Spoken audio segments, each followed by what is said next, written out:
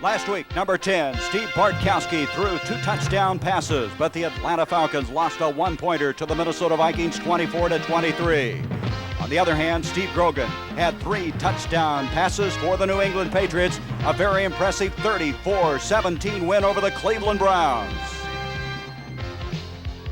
It's game number 2, the site Schaefer Stadium, Foxborough, Massachusetts, as today the New England Patriots played host to the Atlanta Falcons. Hi, everybody. I'm Gary Bender along with John Madden. And, John, I honestly didn't know if they'd let you in the stadium today after all the misery you caused them as an Oakland coach. Over the years, we had a lot of big games with the Patriots and a lot of controversial games. And I think the fact that we arrived here early, I think we kind of sneaked in and they didn't see us. They didn't throw anything at you. They couldn't. Speaking of throwing, last week, what a job by Tommy Kramer. He had 395 yards for the Minnesota Vikings. He drove Atlanta crazy. It was a long day for the Atlanta defense, and more specifically for rookie Kenny Johnson, number 37, who started in place of Rick Bias. On the other hand, Grogan was just outstanding, as he was the type quarterback that can hurt you in a hurry, including the 67-yarder to Stanley Morgan. Stanley Morgan, a very exciting play. You know, anytime he gets his hands on the ball, it's not only going to go that far, but it can go all the way on any play. Well, that's going to cause a problem for this Atlanta Falcon football team, obviously, after giving up 395 yards last week. Before the game, we visited with Coach Lehman Bennett of Atlanta and asked him what they're going to have to do. What I think will happen today is I think the Patriots come out and try to throw the ball on us and try for the big play. They have, for a long time now, been a football team that would run it at you for a while and then try to go up on top with one of their 3 fine receivers, and I think we'll have a difficult time this afternoon stopping it. Of course, we've worked very hard this week in preparation to get it stopped, and we're anxious to find out whether or not we will. And we're going to find out in a hurry, as this is going to be a young rookie, Mike Hubach from Kansas, who will do their punting and also kick off. They don't want John Smith kicking off because of a sore shoulder. And back deep, one of the most exciting young players in the National Football League, a young rookie, Reggie Smith from North Carolina Central. He is only 5'4", and here he is at the goal line. Smith out to the 20, fumbled the football, and who's got it? It looks like New England has recovered inside the 15-yard line. Prentice McCray looked like the man that got on top of it, and that is a very costly turnover in the early going here for Atlanta. They're all costly, but you know, so many things seem to happen early in the season on special teams that change the game. You know, big plays, and we just saw one of them on the opening play, Gary. Let's check now, John, the offensive alignment now for the New England Patriots. Explosive football team. John Hanna, he might be the best offensive lineman in the country. I feel that he is the best offensive lineman in the National Football League, if not one of the 10 top players in the National Football League. Steve Grogan has Vegas Ferguson and Don Calhoun in the running back field, and this is Ferguson, the #1 draft pick out of Notre Dame. Should say their second #1 draft pick. They had 2 this year. Tom Pridemore over there to make the stop. Defensively, Atlanta this year, John, has gone to a 3-4. They moved number 65, Don Smith, into the nose tackle. He was an end last year, and you know, none of those players like to be moved in there. The linebacking core, though, played very well last week against Minnesota. Well and young. Al Richardson, number 56, and Joe Williams, the outside linebackers, are 2 new starters, as is Buddy Curry, number 50. Grogan on a 2nd down and 5. End zone, Hasselbeck, touchdown. Don Hasselbeck, who last week had a 17-yard touchdown strike, has his second of this 1980 season. You see here, one thing about Steve Grogan is he will move the pocket. You see, this is an organized rollout. Both guards pull, so he has an option to run or pass. He sees his big target in the end zone. Don Hasselbeck hits him for the touchdown. And so the Patriots waste no time capitalizing on that fumble. Less than a minute gone in this game, and they have 6-0 lead. Point after attempt coming up now by John Smith. They haven't missed Russ Francis thus far, have they? I don't think they have. Hasselbeck at 6'7", it's hard to miss him. Smith, who led the NFL in scoring a year ago, and he hit that one dead center. And the New England Patriots, with 14:07 to go in this first quarter of play, have struck in a hurry as they have a 7-0 lead. They got off the mark very quickly last week against the Cleveland Browns.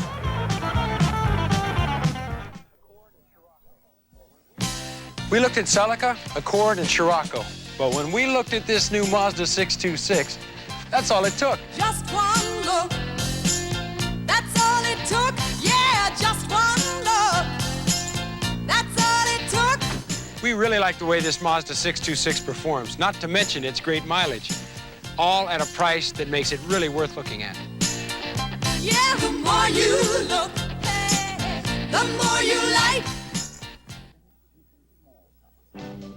Copier companies have been introducing small copiers with a very interesting claim. It's just as good as a Xerox. It's just as good as a Xerox. Then one day, This compact copier is very versatile. It even copies on your own letterhead. It's inexpensive, but best of all... I know, it's just as good as a Xerox. It is a Xerox. the Xerox 2600, the compact copier that really is just as good as a Xerox. Hubach to kick off again. John Madden, you've said many times, early in the year, special teams make a lot of difference in a football game. I think if there's any one thing early in the season that wins and loses football games, it's the play of special teams. Here's Reggie Smith. He's going to try it again. He hangs on to the football and brings it out to the 24-yard line. Steve King over there to make the stop. It's interesting how special teams always play an important part, but you've got some guys that in the National Football League for the first time, and strange things can happen. Well, it's really the first time that they've played together. They don't play together as teams in special teams until the regular season starts, and that's one of the reasons. Atlanta now down 7-0 with 13:58 to go in this first quarter. Jeff Van Oat, the center. Bartkowski, the quarterback, last week throwing for 165 yards. Andrews and Kane, the running backs. Kane with 123 yards a week ago. He has the first carry, and he's going to bring it across the 25 to the 27-yard line. Okay, offensively, this is an offensive line, John, that really has some good young people up front. They sure do, and the most impressive is their left tackle, number 78, Mike Ken, 6'6", 257. He has turned into a real premier pass protector.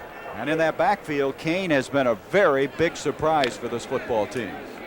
It's amazing how strong he is. When he runs, he's very difficult to bring down. One person doesn't tackle Kane on a play. Second down, 6 yards to go. A little delay to Andrews, and Andrews brings it out to the 32. He's going to be 2 yards short of the first down. Andrews, a 1,000-yard rusher last year as a rookie. What a surprise he was from Auburn. It was interesting as we see the play here, William Andrews with the ball in the middle. We see how it opened up there, but the formation was 3 wide receivers on second down. What they were trying to do is get the New England defense spread out, thinking pass, and then try and pop William Andrews inside for a gainer.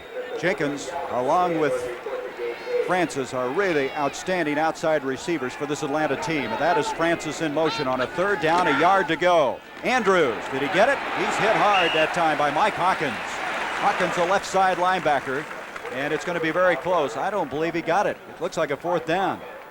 I don't think that he did either. I've always liked on short yardage to have a lead block go in front of the ball carrier, because it's tough enough to get movement there, and when you put a lead blocker in front, then you have the extra player there.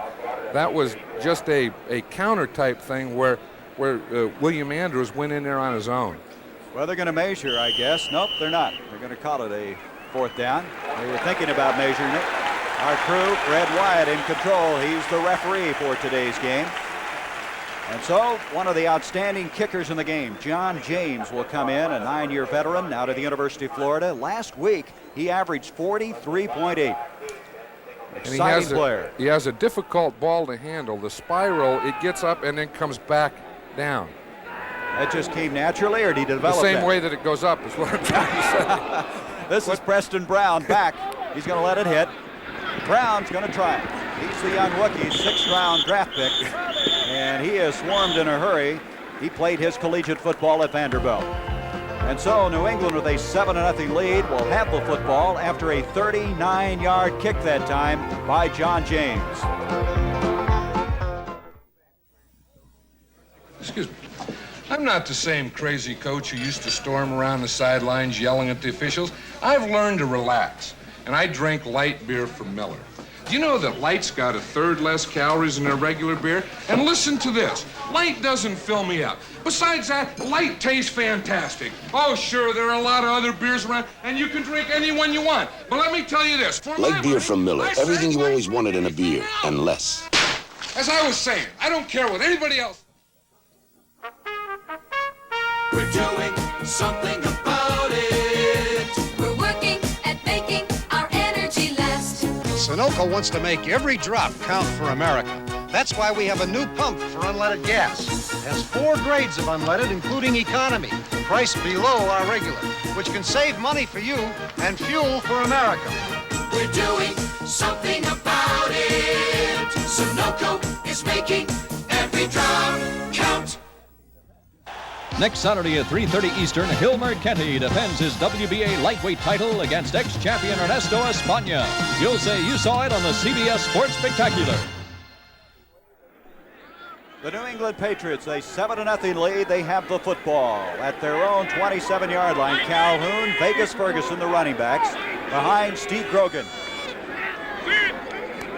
Grogan getting off to Vegas Ferguson, and he had some footing problems, and he lost the football. It's been picked up. Atlanta with it at the 25-yard line, and they have it. Vegas Ferguson carrying. All of a sudden, the ball got away from Ferguson. Looks like Jeff Yates fell on it. Let's look at it, John. Jeff And both Yates teams made now the having play. a tough time, aren't they? It was a guard pull. It looked like Ferguson was going to follow the guard. He left the guard because Yates got penetration. They missed Yates on the play. He got upfield, which forced Ferguson inside, and then, of course, the fumble. So they've evened up now. Both teams turning the football over at the 25-yard line. Atlanta. Bartkowski. Off to Andrews, and Andrews inside the 20 to the 18-yard line. Carried by William. Andrews, a fullback type, and interestingly enough, John, so is Kane. They've had 2 ex-fullbacks do a very good job. And they were both primarily blockers in college. I know when Kane was at USC, he was a blocker for Charles White. William Andrews was known as a blocker at Auburn. And Coach Lehman Bennett said when he drafted Andrews, it was like buying a Cadillac and find out it gets 25 miles to the gallon. 2nd down and 3, a gain of 7. Junior Miller, their #1 draft pick, has come in at tight end, replacing Russ McKeskey. A give to Kane, and Kane very close to the first down at the 15-yard line. Lynn Kane, who had a knee injury in the 10th week of the '79 season. He'd impressed everyone up to that point. Coming back this year, and when Bubba Bean went down to injury, he's now taken over that halfback spot, and that was a first down just inside the 15. Lynn Kane is very strong, and he gets a lot of yardage at the end of the play on his own with his strength. Miller remains in at tight end. A big 6'4", 235-pounder out of the University of Nebraska. Bartkowski on the play action on the first down. As he's man, catch is made by Miller, the man we just mentioned, and he's inside the 10-yard line. Miller's had a dislocated finger, John, that slowed his progress. It did. You know, those things are really painful, and it's tough for a receiver. And we'll see this first passer on first down is a play pass where he fakes to the strong side, and then Junior Miller delays and comes across to the other side. That's a good play and a good start for Junior Miller. That's the first pass that he's caught in the National Football League regular season. On the other hand, he led them in receiving in the preseason, so they really like him. 2nd down now. They had 3 wide receivers in on this play. This is Andrews to the 5. John, they're using that a lot, 3 wide receivers. It's interesting. That's the 3rd time that they've used the 3 wide receivers. I think you tend to use it early when you want to get a shot from the press box, a Polaroid shot, to see how the defense will adjust to it, and then you decide what you want to do with it later. I would anticipate that today, on all downs, we will see a lot of 3 wide receivers by the Atlanta Falcons. That last run just short of a 1st and goal. They need to get just inside the 5. They're outside it. Mayberry now coming in. Andrews, Kane. Atlanta trying to capitalize on the fumble. Here's Bartkowski, and he has the 1st and goal. Bartkowski at 6'4", 213 pounds. That's a pretty good man to have in there for a sneak. That is, you know, if he just falls forward, you'll get the first down. You go 6'4", you timber, and you have the first, and I think that's what happened. So it's a 1st and goal inside the 4-yard line, 7-0. New England capitalizing on a fumble on the opening kickoff, and now after a fumble on a running play. Atlanta trying to get even in this game. Andrews in the backfield, along with Lynn Kane. Bartkowski first and goal. Andrews is to about the 1-yard line. Mel Lunsford, who they have in there on running plays. They'll bring in Tony McGee and jump into a 4-man front quite often. They do. I was talking about Lynn Kane earlier being strong, but William Andrews is equally as strong, and that's one of the reasons that they can go 3 wide receivers or not use a lead block on short yardage, because he can get it on his own. Both of them can. Both these teams showing good offense in game number 1 and doing it here in the second game of the 80 season. Second and goal, 1-yard line. This is Andrews, and he's in. The ball is loose, but that does not matter. It does not matter. It's a touchdown anyway. Once you break that plane to the goal line, it doesn't matter if you lose the football. Right. It's like there's a pane of glass on the goal line, and once that's broken, and we'll see it right here, right when he gets in, once he crosses that, then no matter what happens after that, it doesn't count. Once he breaks that plane, it's a touchdown. Boy, the fans got excited, though, didn't they? They sure did. This is a big play now, this extra point. Last week, Atlanta had a penalty on their first extra point. Then they missed it, and it was 6 points, and then that stared him in the face the whole game. It came back to haunt him. And the guy that missed it, the man kicking out, Tim Mazzetti. John James holding. Mazzetti's kick is up, and Mazzetti has tied it up. It's 7-7 at the 7:48 mark, and there was some thought that this could be a real shootout. It could be a high-scoring game, and thus far in the early going, it looks that way.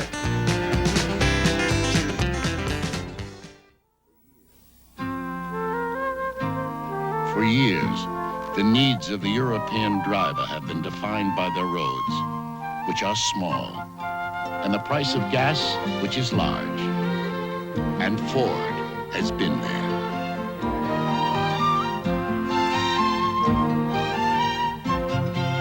For over 50 years, we've been building small cars in Europe. Today, when America needs high-quality small cars, the incredible world of Ford is working to meet that need, building a new generation of cars with world-class technology right here in America. If you could see tomorrow. Tomorrow arrives October 3rd with the new Mercury Lynx and Ford Escort, competing with anything in their class Ford, that's incredible. from anywhere in the world. Ford, that's incredible. Monday night, don't miss Chevy Chase, Goldie Hawn, and Dudley Moore in an uproarious comedy, Foul Play. Monday night at 8, 7 Central and Mountain, followed by a special showing of MASH. Well, Tim Mazzetti, John Madden, must be breathing a sigh of relief. He got that one through the uprights and tied it up. And he had to remember last year, he said last year he felt like he was in the eye of a hurricane all year. After that sensational rookie year, kicking off deep, Preston Brown at the 5. Brown to the 20, some running room, the 30, a flag on the play, and he's going to be out of bounds just across the 40-yard line. But a flag back at the 25-yard line. Bob Glazebrook ran him out after a 35-yard return on the play. And let's see what this is all about. There's another example of a mistake on special teams, and I'm sure it's going against the Patriots, and they'll start off with very poor field position as a result of this penalty. It's a clipping call. And it's as a coach, that used to drive you crazy. I finally put in a rule. I told my men, I said, man, if you can read their name, don't block them. Well, do you have guys that couldn't read? Well, no, then I changed that. I said, if you can see their name, don't block them. Because we had some of those kickers and so on with funny names. That one drives you crazy, that clip on the kickoff. You get a good return, and boom, now you're starting back there on the 12-yard line. All right, let's listen. We have clipping number 54. And so number 54 is going to be John Zamberlin, who is actually an inside linebacker, starting linebacker, who's on that special teams. Don Calhoun, Horace Ivory, the running backs.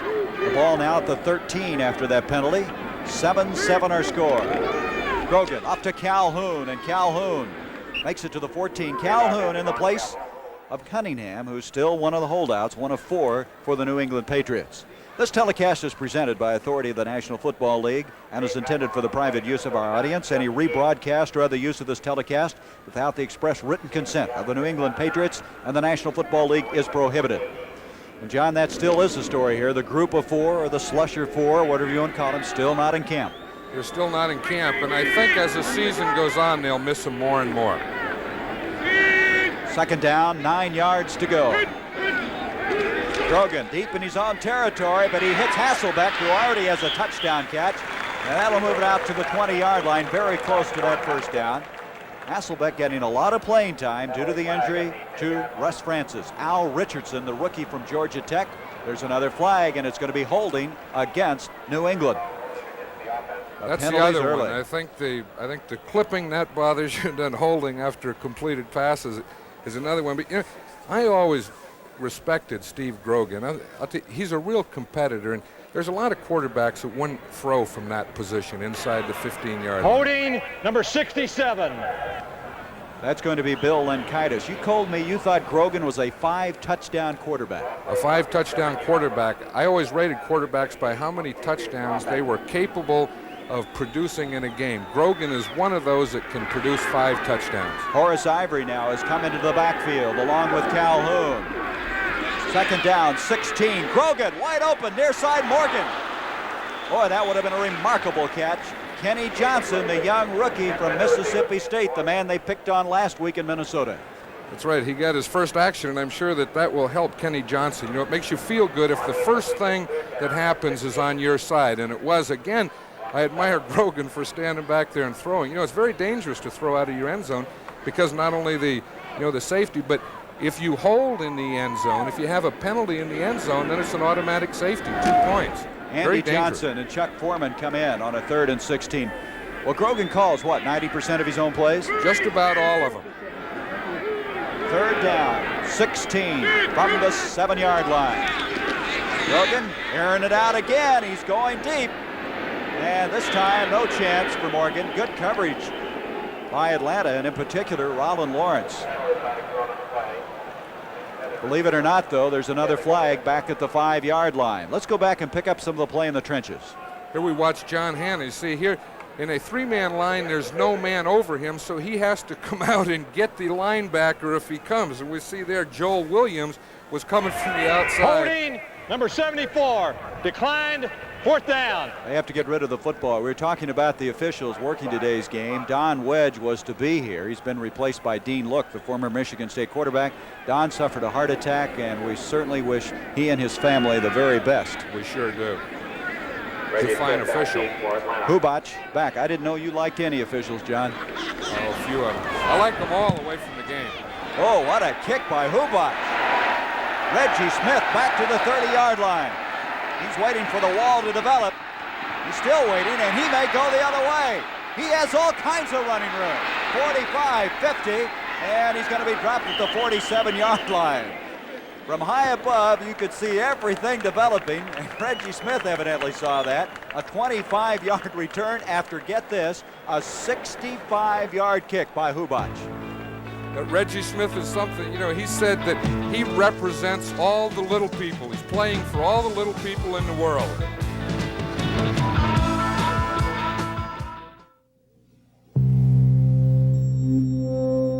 Where can you find someone to service all the parts of your car with the know-how and equipment to check wheels, brakes, engine, suspension, almost everything? Someone who'll give you a written estimate and fix only what you want fixed. Firestone Car Service. That's where. 24,000 Firestone Car Service bays are waiting to serve you. For this week's specials, check your newspaper. When it's your vacation and you fly there for less. That's Transamerica Airlines. That's Transamerica. When you can get more life insurance than you thought you could afford. That's Occidental Life. That's Transamerica. When you rent a car and get the feeling that you're number one. That's Budget Rent-A-Car. There are many companies in the Transamerica family, and they all stand for just one thing. First-rate service at a fair price.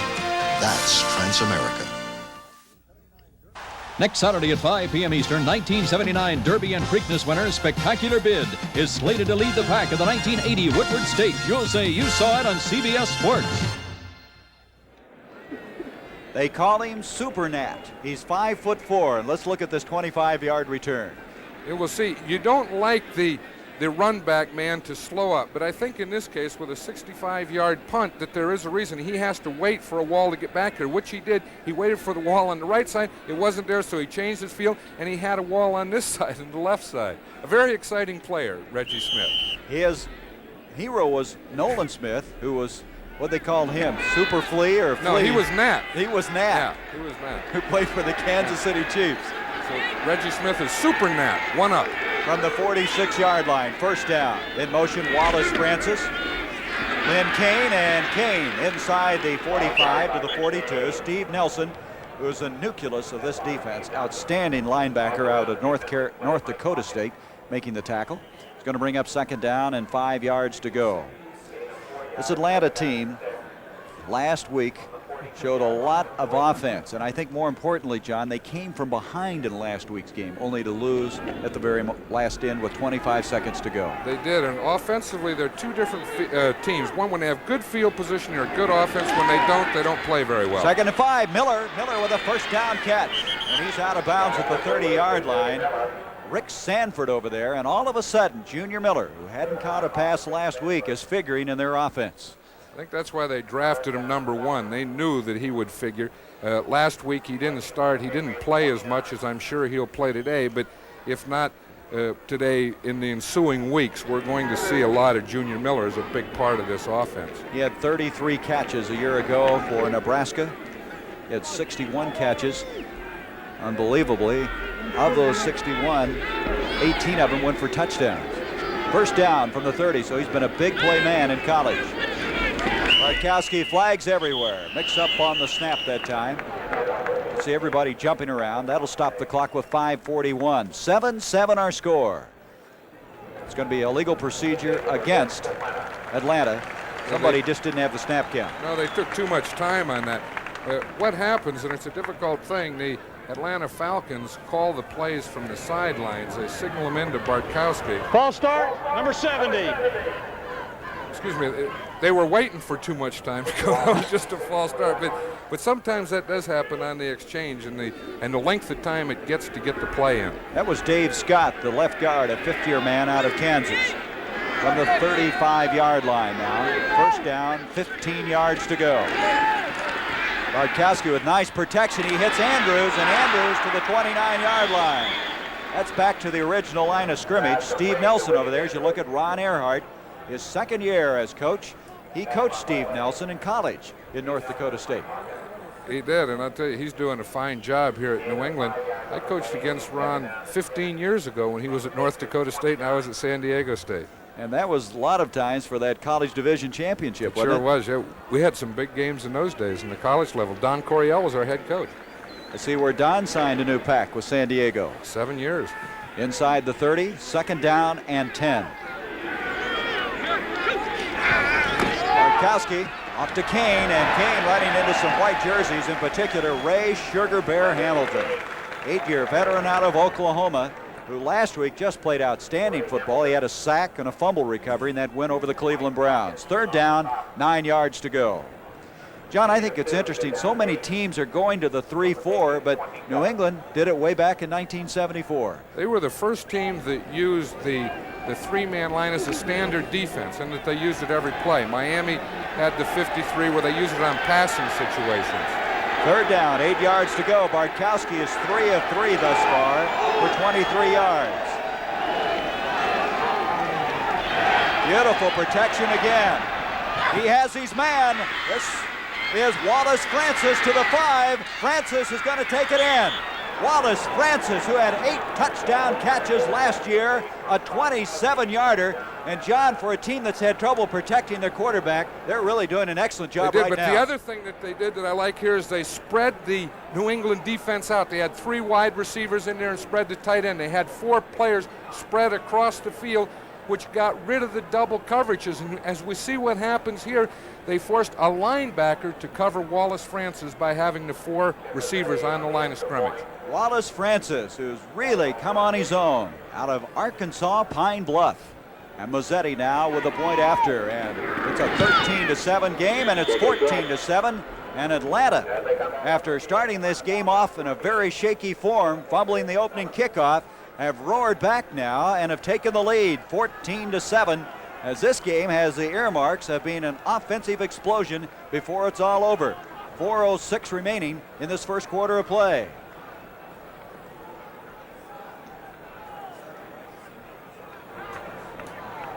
Not yet. Excuse me, let me get in. And so now, Atlanta with that 14-7 lead. John, we want to develop that story on the group of 4. As we're talking about some outstanding football players, I guess maybe Mike Haynes is the first man that comes to mention. He is the cornerback.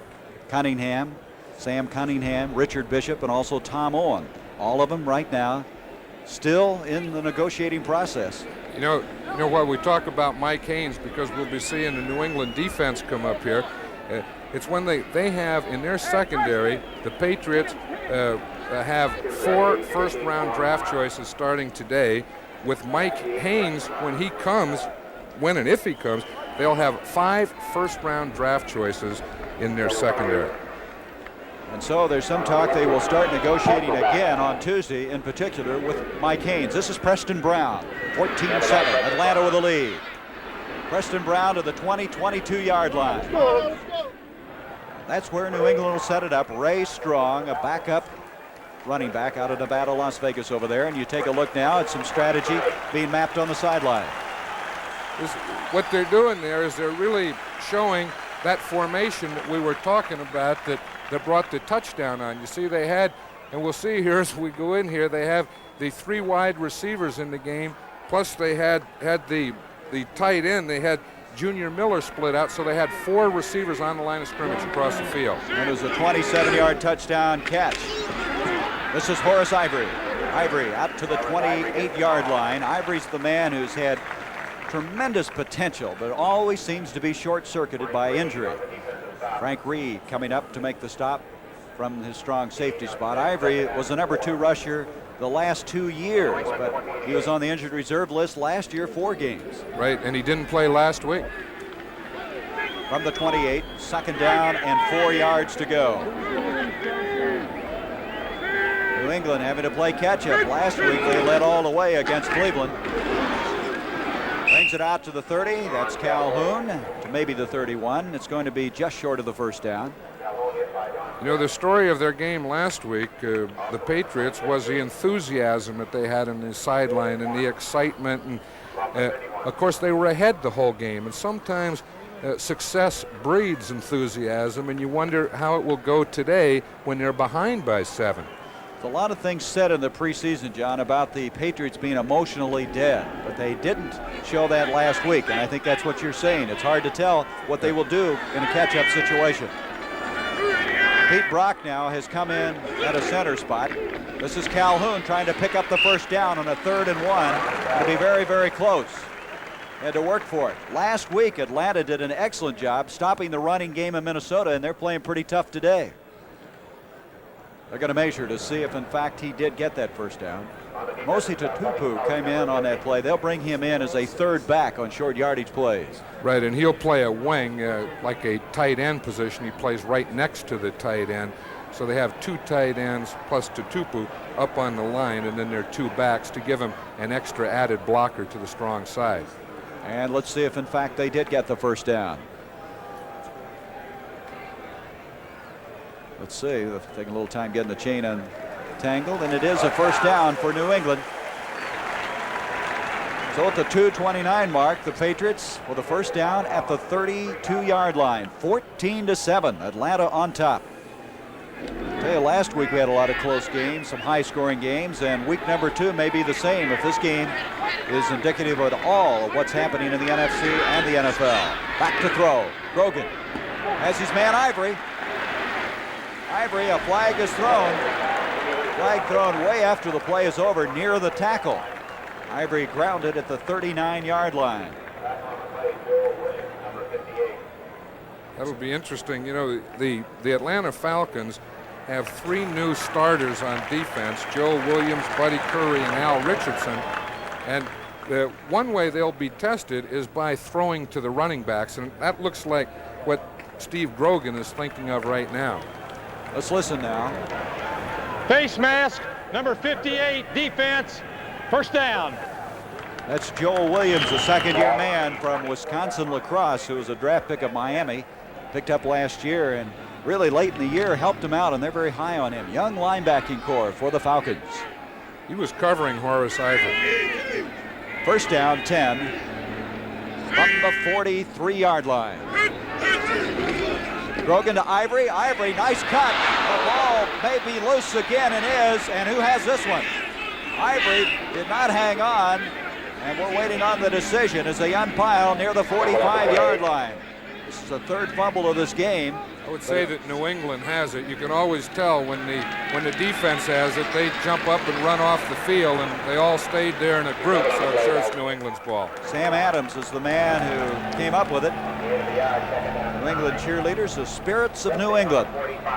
So from the 45, it brings up 2nd down, still 9 yards to go. Well, we've had 2 turnovers thus far, and they both resulted in touchdowns for the other team, so I'm sure New England's happy that they got that one back. Jeff Miro has come in defensively now for Atlanta. Grogan on the 2nd down, lots of time, delivers it to Harold Jackson. Jackson hit immediately and dropped by Rollin Lawrence, and Jackson now has 502 catches in his very fine career. I tell you, that was a great play by Grogan, because he waited for Jackson. As we watch the play again, it was supposed to be an in-pad, and they start with a play pass. He fakes a run, comes back and watch him hold and hold. Jackson was running an in, then he had to wait until he got past the defender in the middle of the field. Good shot by Grogan. 18-yard pickup at the 36 of Atlanta. 54 seconds to go in this first quarter. Grogan again with good protection, and he hits his man Jackson again. And that will be another first down inside the 30. Well, wait a minute. No, he's going to be short of it. Bring up 2nd down. Jackson with 2 catches, and that now ties Billy Houghton 8th on the all-time receiving list. He's a fine player. We've played against him a number of times over the years, and he's always been trouble for us. It's interesting that the Patriots are starting to work on the left side of the defense away from rookie Kenny Johnson. Wilson Famuina comes in. Miro checks out for Atlanta defensively. That is interesting. But Johnson's relieved. 2nd down, a long 2 to go. Grogan hits Ivory, and Ivory to the 31. But again, there's a flag on the play. That would be enough for the first down. With a flag thrown at the top part of the field. A lot of penalties on this particular drive. Boy, they're finding those crossing patterns open over the middle. They sure are. Well, they're doing 2 things. One, they're working the wide receiver to the right side, which would be Harold Jackson, of course, on Rollin Lawrence. The other thing is they're working the backs underneath. Offside, number 65, defense, declined, first down. That's nose tackle Don Smith. You don't see those guys offside, do you? There's one. I don't know how that can happen. The nose tackle, he lines right up on the ball. He lines up over the ball. Now, how you can line up offsides, I don't know, or jump offsides, but I'm sure what he did, he wanted to get so close to get off that his head lined up over the ball. See, his head has to be behind the ball. So the first down, of course, they'll refuse the penalty after that completion. The 22-yard line. Calhoun to the 20. Good job by Calhoun to the 17-yard line. Calhoun replacing Sam Cunningham. He, along with Chuck Foreman, alternating in that fullback spot. As this first quarter has come to a close, the Atlanta Falcons with a 14-7 lead here in Schaefer Stadium.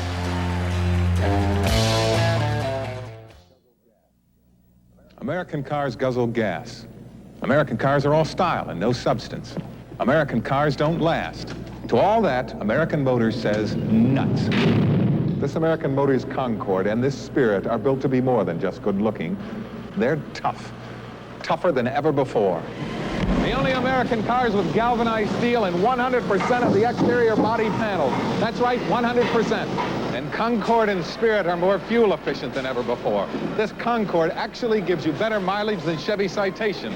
Only the tough Americans give you Z-Bard factory rust protection and a full 5-year no rust through warranty. Talk can be beautiful. Plus the exclusive American Motors Buyer Protection Plan, still with the best economy car warranty coverage in the industry. Concorde and Spirit, for good-looking high-mileage cars, don't sell the tough Americans short. Concorde and Spirit, built to last, from American Motors. I'll tell you, I was a born soccer player. Did everything with my feet. Took out the rubbish with my feet, made the bed with my feet, drove my mum crazy. But I finally found something I enjoy doing with my hands, drinking light beer from Miller. Light has a third less calories than the regular beer. It's less filling, but what really makes me happy is the taste. It's terrific. Now, my mum should be happy too. Look, Mum, no feet. Light beer from Miller. Everything you always wanted in a beer, and less.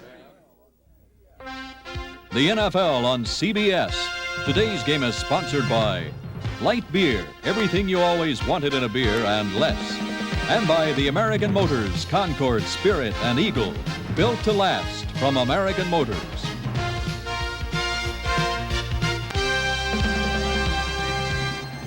With John Madden, I'm Gary Bender. We start this second quarter play, 2nd down 5 for New England. They have the ball at the 17-yard line of Atlanta. They trail it 14-7. Ivory, Don Calhoun, the running backs. Jackson, along with Morgan, split out. Grogan at quarterback. In motion goes Harold Jackson. This is Ivory. Ivory to the 15, and oh, is he hit, but he stays on his feet somehow. Buddy Curry went flying over there. He's that young rookie out of North Carolina, their 2nd-round draft pick. And he's very impressive because he plays the run very well. He's an aggressive player. And again, he'll have some trouble early in the season with his pass coverage, but Buddy Curry has real instinct. I think that's the #1 thing that you look for in a linebacker. I think it's remarkable, John. He calls the defensive signals as a rookie. And he had problems with it last week. He said it detracted from his playing, that he was thinking of the signals coming in from the sideline so much that he forgot what to do when the play started. As he goes, those things will become common. He won't even think of it. 3rd down and 2. Richardson comes out. Jim Laughlin replaced him at linebacker on a 3rd and 2. Grogan, he's going to run with it. And he has the first down. That is what makes Grogan so very difficult. He led all NFL quarterbacks in rushing a year ago. I'll tell you, he did, and he's always a threat. He's a threat when he throws it. He's a threat when he goes back to throw it. And he's also a threat when he runs with the ball. And that was an organized run, because we'll see the leader on that play, John Hanna, the left guard, number 73, got out, and he hooked the end man on the line of scrimmage so Grogan could get outside. That was an organized quarterback sweep. And nobody can do it any better than Grogan at 6'4", 208. And John Hanna's not bad leading it either. Last week he carried the ball 3 times for 23 yards. First down. Andy Johnson now in the backfield along with Calhoun. Jackson in motion. Here is Calhoun to the 10, to the 5, to the 3. You can hear the crowd chanting Calhoun, Calhoun, as Andy Johnson threw a big block on this play. You'll see that lead block. Again, it was a weak side power play. Andy Johnson leads, gets the linebacker right there, Buddy Curry, which opens a hole in which Don Calhoun goes through and pounds down right into the 3-yard line. Now they're about a half yard short of a 1st and goal. 2nd down, half yard to go. So they have some plays to play with now as they're inside that 5-yard line. Get a 1st and goal just about at the 1.5 yard line. Grogan to Calhoun, and Calhoun goes nowhere on that play. Good reaction by Buddy Curry at 6'3", 221 pounds. That was a good down for a play pass. You talk about 2nd down and a few yards, that's a great down to call a play. You know, coaches love those situations, quarterbacks love them, and I would have liked to have seen a play pass on that down, and they may have gotten an easy touchdown. Now 3rd, it's a little tougher because now you feel that you don't have a down to play with. You have to get the 1st down. They don't need a touchdown, but they want to get the 1st down. They lost about a half yard on that. 3rd down and a yard to go for a 1st and goal. Calhoun again, and I'll tell you, I don't think he got it then, did he? No, I'm sure that he didn't get it. I don't really like that. I like the true power as we see it here. We'll watch the Atlanta defense. The big thing you have to do is stay low. See Buddy Curry come up here, hold the hole. The line gets penetration, and then the outside men can come. And on that play, the guy who made the tackle was the outside man, the corner, Rollin Lawrence. Fourth down, and they're back to a half yard. Chuck Foreman coming in now. I wouldn't be surprised to see a play pass here. With Foreman coming in, you wonder, don't you? A fake where it could be an option run by Grogan or passed by Grogan. That'd be a good call. Boy, Foreman is excellent in the passing game. Not a bad runner either. No, sir. He led the NFL in receiving in '75. Here we go, fourth down. Grogan on the roll. He's got blockers, and he is in for the touchdown. Wait a minute. No, they say he didn't make it in.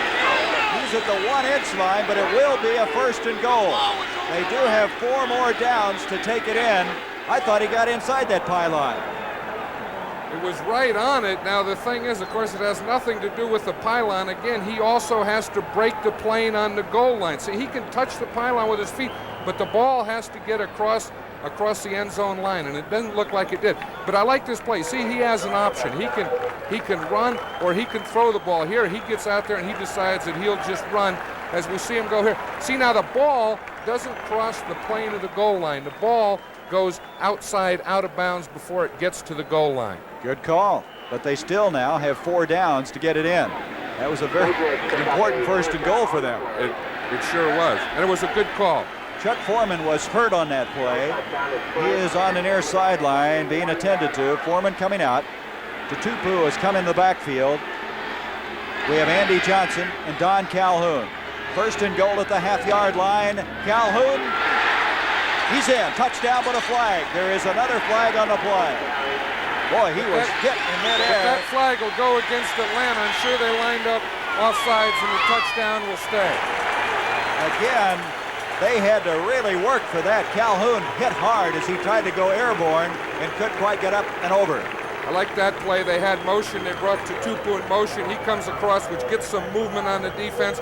Then they had the halfback, Andy Johnson, leading, so that gave him 2 additional blockers and really made a power side for Calhoun to get in. John, you know, that's where they miss Cunningham. Nobody is better at that goal line dive than he is. And short yardage blocking. Trying to tie it up now is John Smith. The flag again, believe it or not. It's good, but the penalty flag is at the 3-yard line. And the discussion forthcoming. So New England, at this point, apparently has tied it up. Unless they have to kick it again, it's going to go against Atlanta, I believe, and is their 2nd consecutive offside.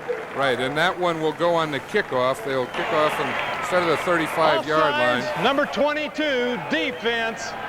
Penalty on the kickoff. Extra point is good. I think he's listening to you up here. Well, if he is, it would be the first time they ever listened to me. So we're all even. 12:03 to go till halftime.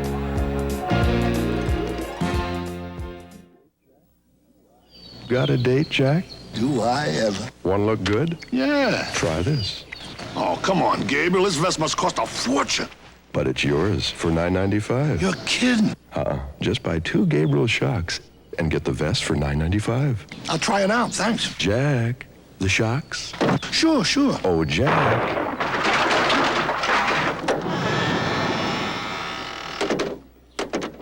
Jack. Today, business travelers like you are flying to USA on U.S. Air. Because U.S. Air flies to over 70 cities with 5,500 flights per week. And because we give you comfort as well as convenience, you can make the best of your time in the air. For your next business trip, fly the USA on U.S. Air.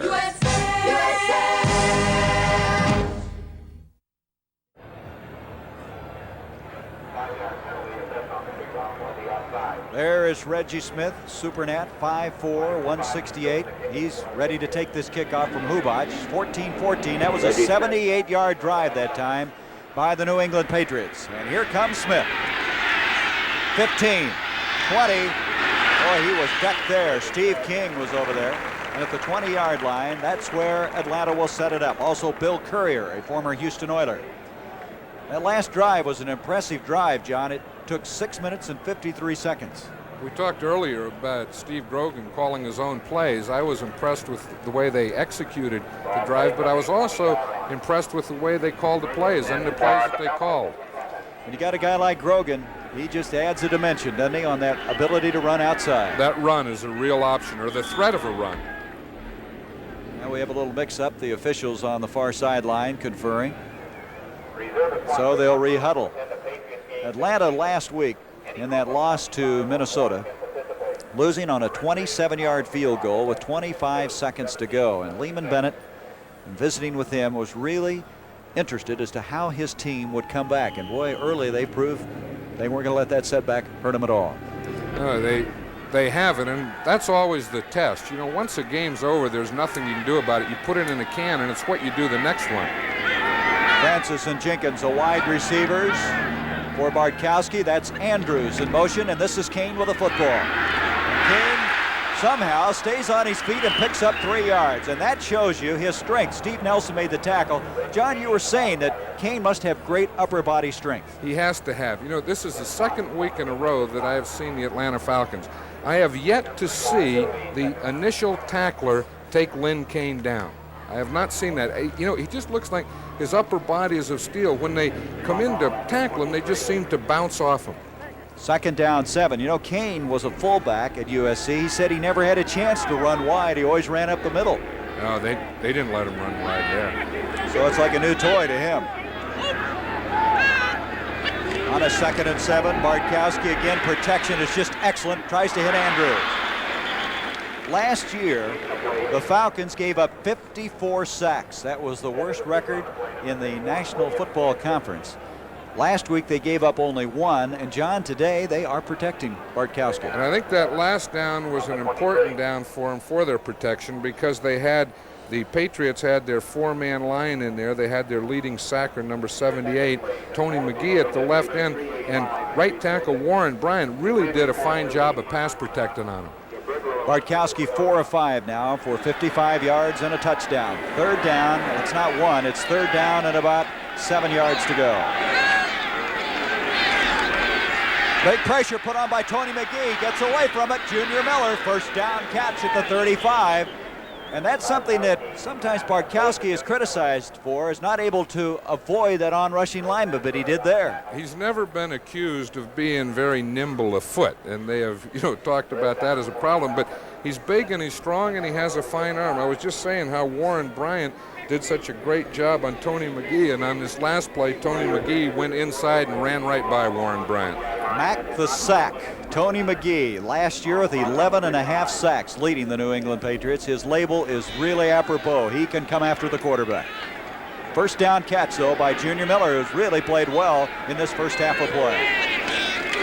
Bartkowski. And good effort by Kane again. He just straightened people up and moves it to the 40. And again, showing very good strength. That was Ray Hamilton, who weighs over 245 pounds. And you see what Lynn Kane, I think he has great balance also. And he gets down and you can see his legs there. You can see where his power is. It's in that backside and the back of his legs. And I think he gets that from the drive. But he's very difficult to bring down. Steve King coming out now. Rod Schote has replaced him at the right linebacker spot. 2nd down and 5. From the 40-yard line, Bartkowski looking. He tried to hit Junior Miller, but it was broken up by Mel Lunsford. Miller had cleared, and the pass probably would have arrived there, but number 72, Lunsford, did the job. That was Mel Lunsford in there now. We'll see him on Warren Bryant here, and he gets up. He just, as Bartkowski goes back and goes to throw, he jumps up. Once a quarterback goes to throw, there's no need to continue your rush. It'll just go over your head. You stop your rush, and you go up in the air, and that's what Mel Lunsford did on that play. You're always telling, I suppose, those defensive linemen to get those hands up. Right. When the quarterback sets and starts to throw, get your hands up. Before he starts to throw, continue to rush. 3rd down and 5. Remember now, Miller was wide open on that play, and I'm sure Atlanta's aware of that. Here's Bartkowski again. And he hits his man. The nice catch is made by Francis. He has a first down at the 50. And I'll tell you, Bartkowski had something on that football. He sure did, and he was under a little duress there because, again, he spread it out. He had the wide receiver spread out, and we'll see it here. We'll see McGee is coming from that left side. He gives him pressure. He hits him after he throws the ball, but he was able to hang in there and get the ball outside. That pass, you got to throw it hard, John, because if you don't, you're really setting yourself up for trouble. When he throws it hard, it doesn't stay in the air very long. You better look quick. Tough to defend. Had to have a replay to just see it. Just short of the 50, another first down. Atlanta continues to move the football. 14-14 our score. 9.5 minutes to go. First half a play. Up the middle is Andrews, and Andrews to the 47-yard line. Andrews only carried the ball 7 times last week for 35 yards. A big difference from the fact that a year ago in his first game, he gained 167 yards. He did. He ran over 1,000 yards last year as a rookie. And I think one of the reasons, the formation that we're seeing a lot of today, the 3 wide receivers spread the defense out across the field, only 1 back in the backfield. They used that a lot last year, and that's a formation that Andrews made a lot of yardage on. And they're using it more today than they did last week. He's carried the ball 7 times already today for 22 yards. Second down 7. Stop the action, and Bartkowski is going to talk things over, something he did not like, so he asked for the timeout. Bartkowski out of the University of California, his 6th year last year, throwing for over 2,000 yards, probably his best year in the National Football League. It was, and they said that he had an outstanding camp. He didn't throw an interception in the preseason, and he's starting off well this year.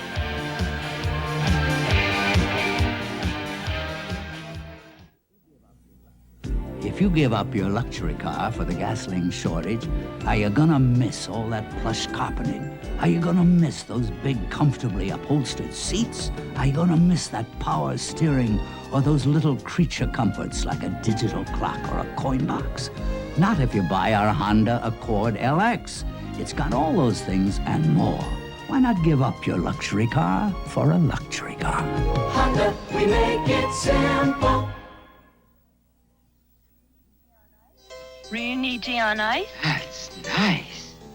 Reuniti on ice? That's nice. Reuniti on ice.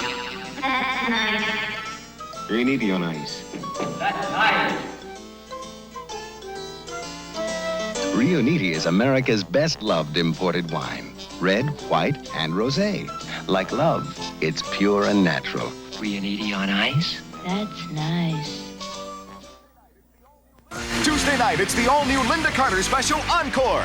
Merle Haggard and Tom Jones join Wonder Woman Linda for a dazzling hour of singing and dancing Tuesday night. Atlanta using their first timeout at halftime. The NFL Today, Brent, Jimmy the Greek, and Irv Cross, and they're going to have a live report from Los Angeles as Jack Youngblood, the defensive end, will be visiting with Brent at halftime, so stay with us for that. Second down and 7 for Atlanta. 14-14 our score.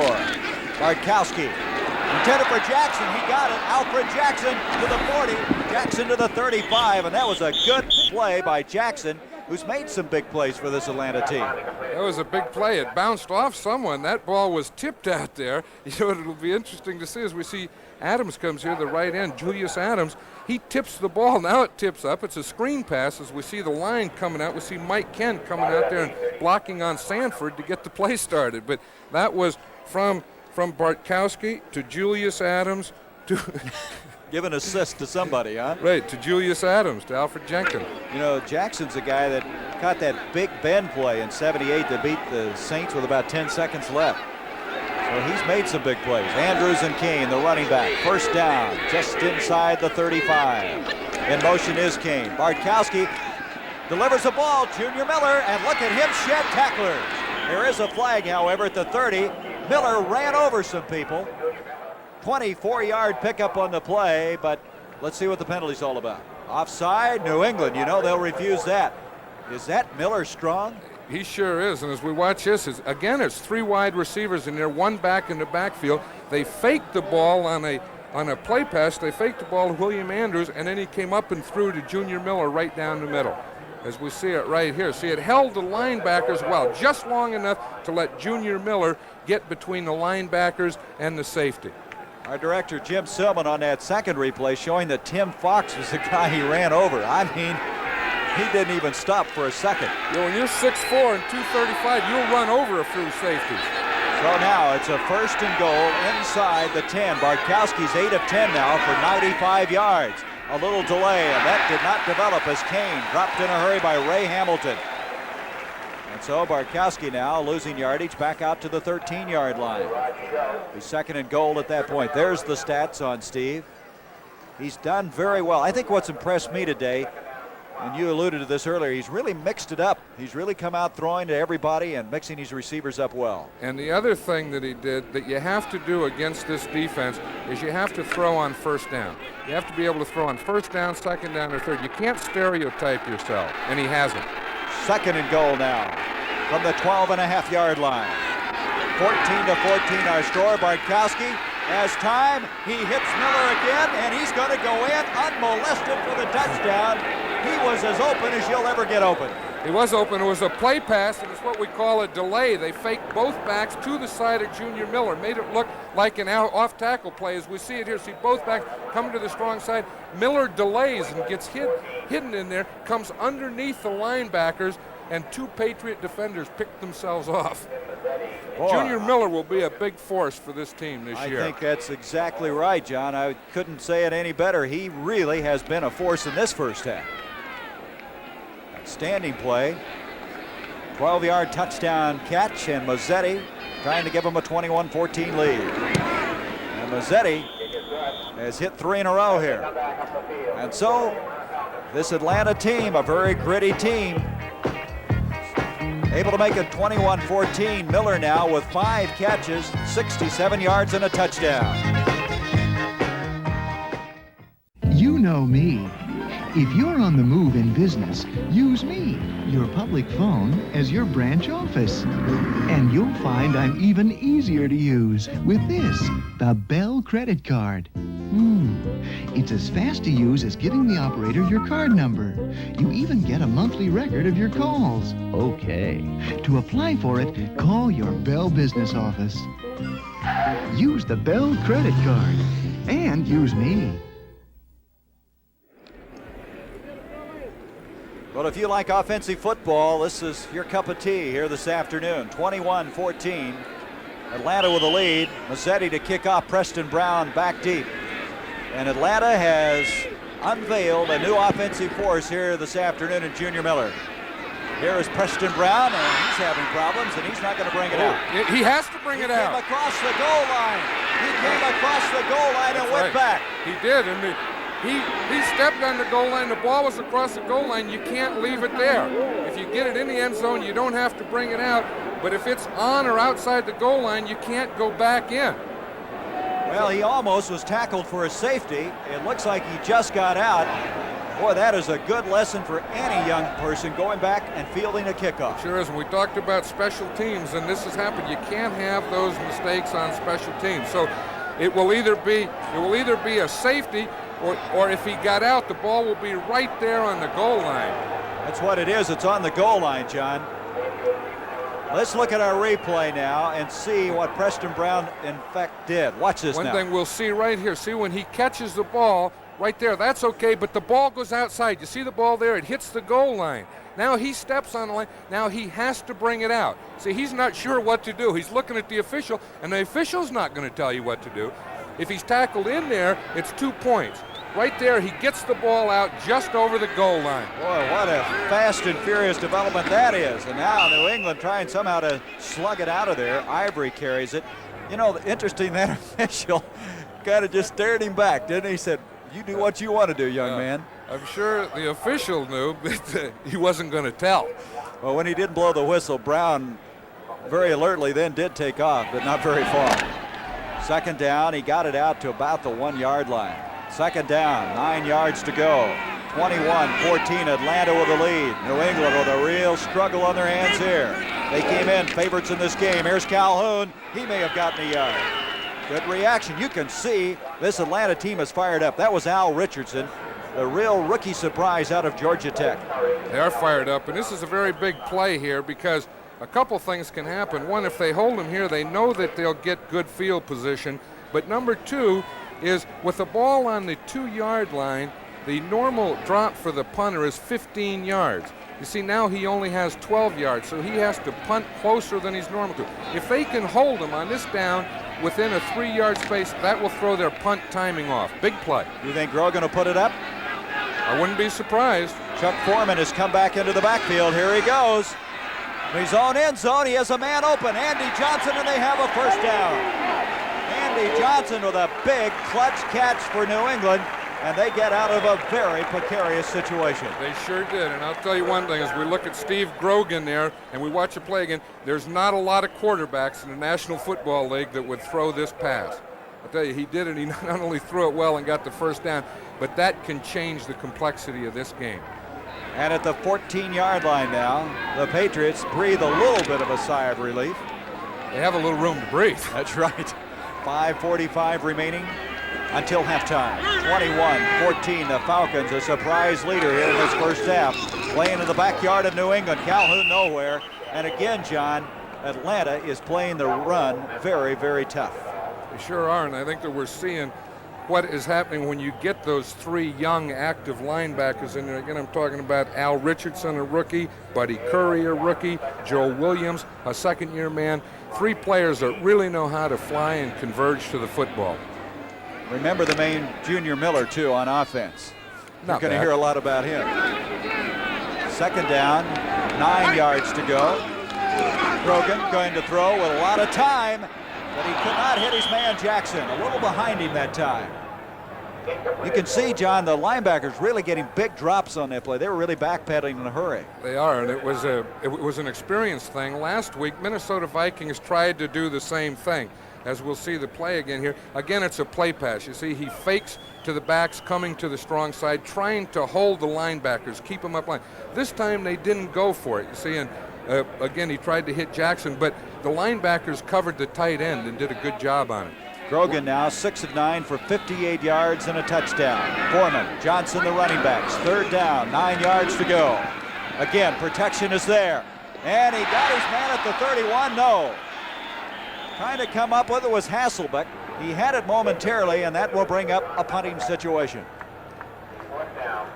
They have to punt, but they're in a lot better position to punt now than they were before. When you get backed up in your goal line, the punter's in the end zone, there's not much oxygen down there. Not to mention room. This is Hubash, who kicked one 65 yards the last time. I think he'd like to order another one up like that. The Super Nat is back for Atlanta. He'll be kicking into what wind there is, and the wind at times blowing pretty well here out of the south.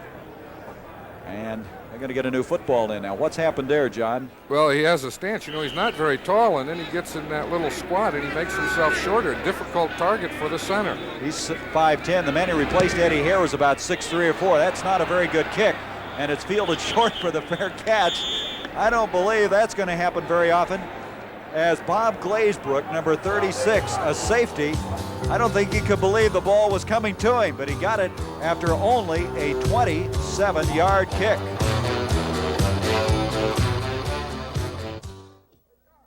Hold it. Hey, guys.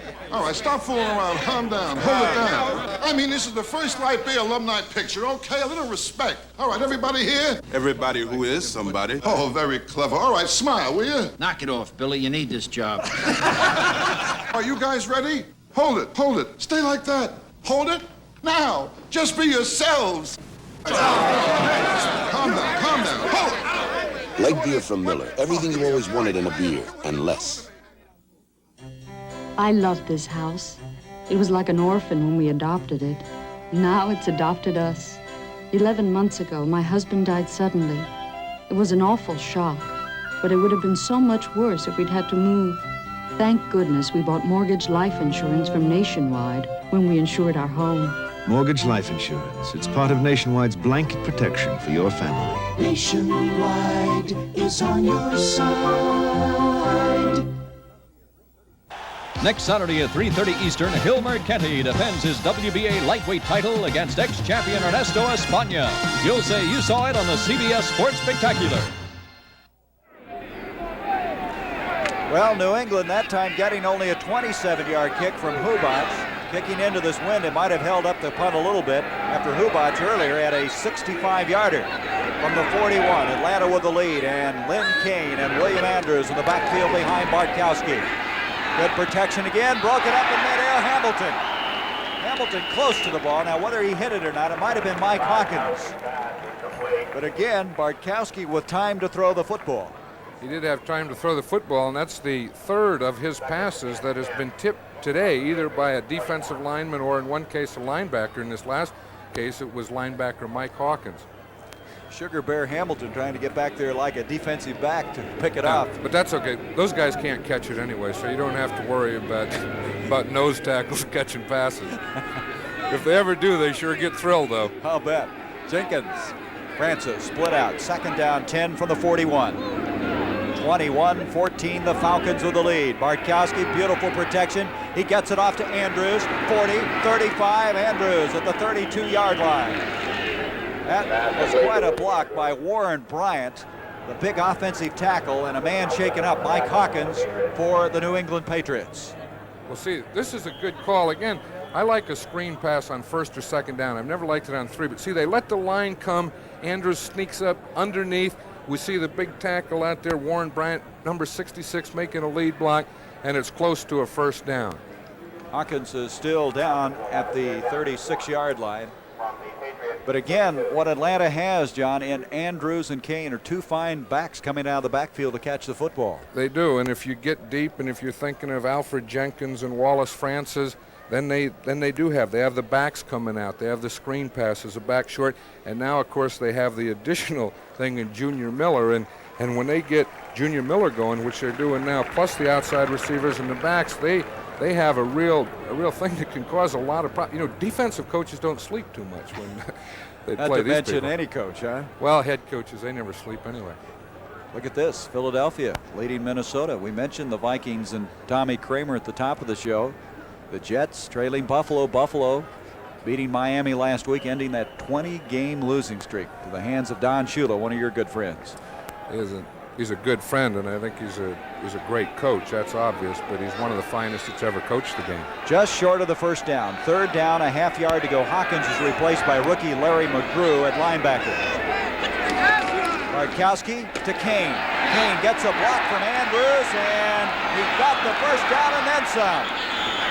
To the 22-yard line, but Andrews threw a great block at the start of that play that gave Kane time to pick up 10 yards. So we'll see that block in that run, and we'll see Andrews here in the lead block, just takes the man right down, and Lynn Kane waits, then he's by. And again, I said no one person this year has tackled Lynn Kane. Now, he doesn't look spectacular. He's not your O.J. Simpson, your O.J. Anderson, but Lynn Kane is something in his own. He's kind of a pick-and-choose runner, isn't he? He just keeps darting around and bouncing off of people.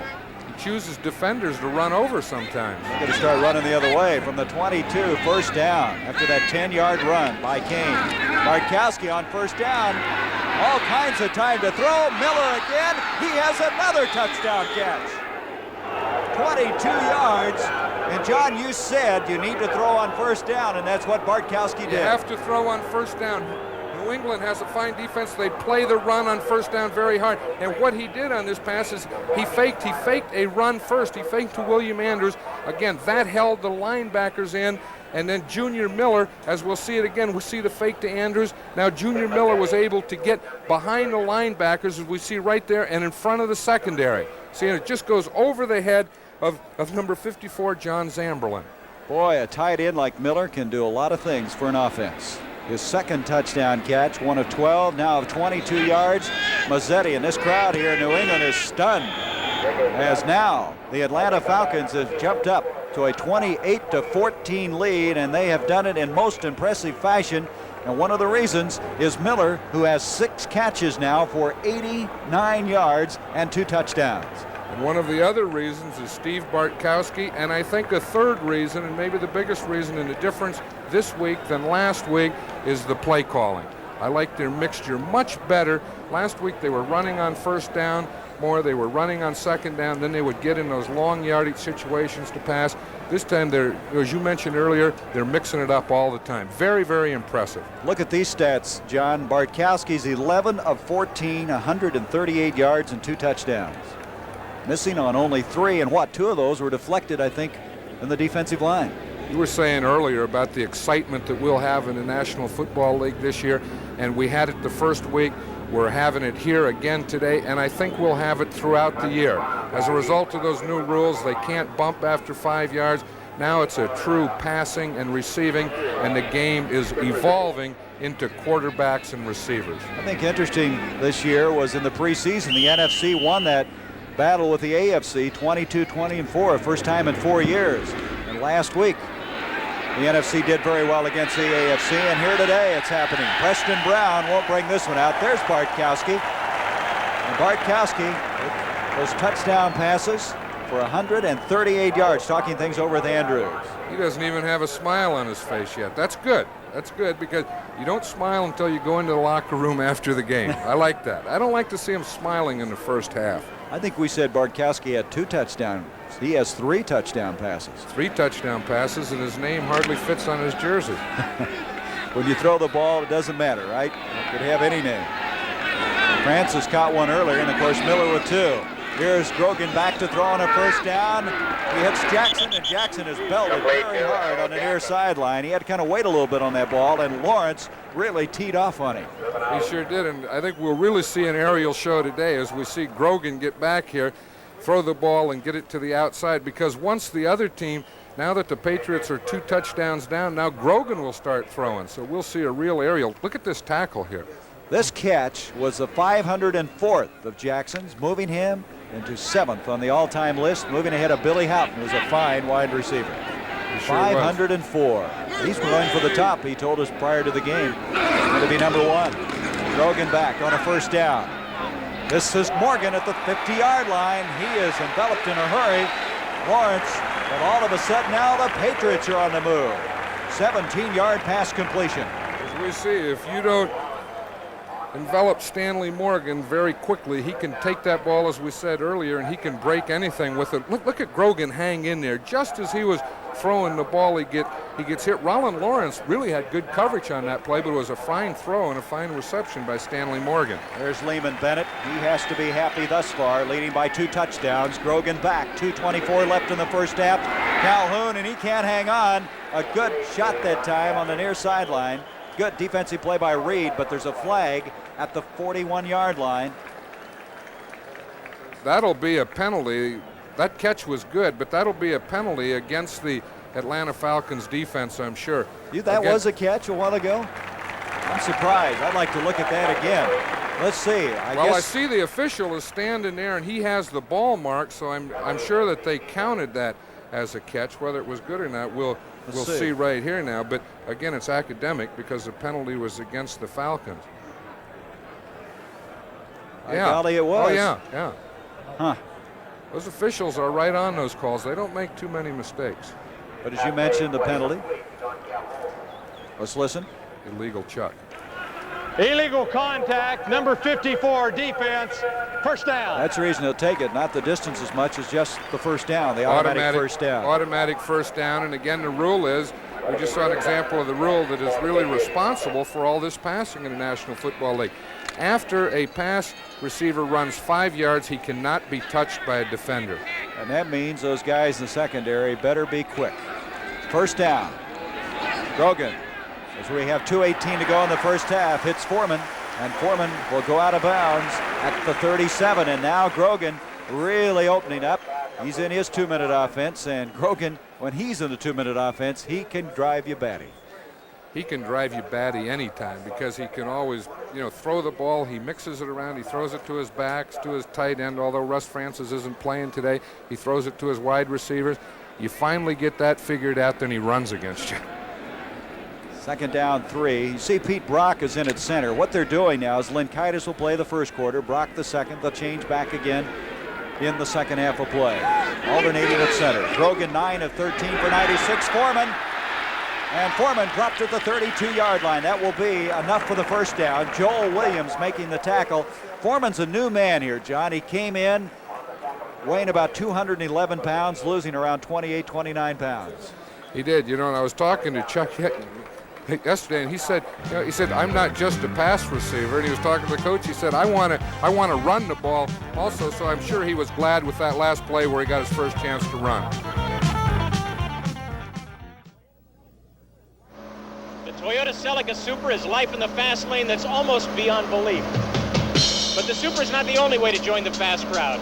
There's a now classic sporty Celica GT Coupe and the GT Liftback. And for those who would like a sporty Celica for a little less money, there's the ST, the lowest price Celica. To find out which one's for you, drive a Celica. Then just trust your feelings. What a feeling. A Celica selection. Toyota.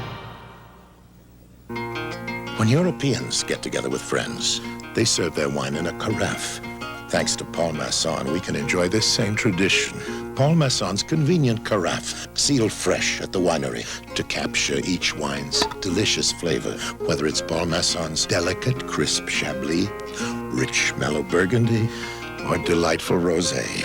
The Paul Masson carafe. The time has come for this great way to serve a great wine.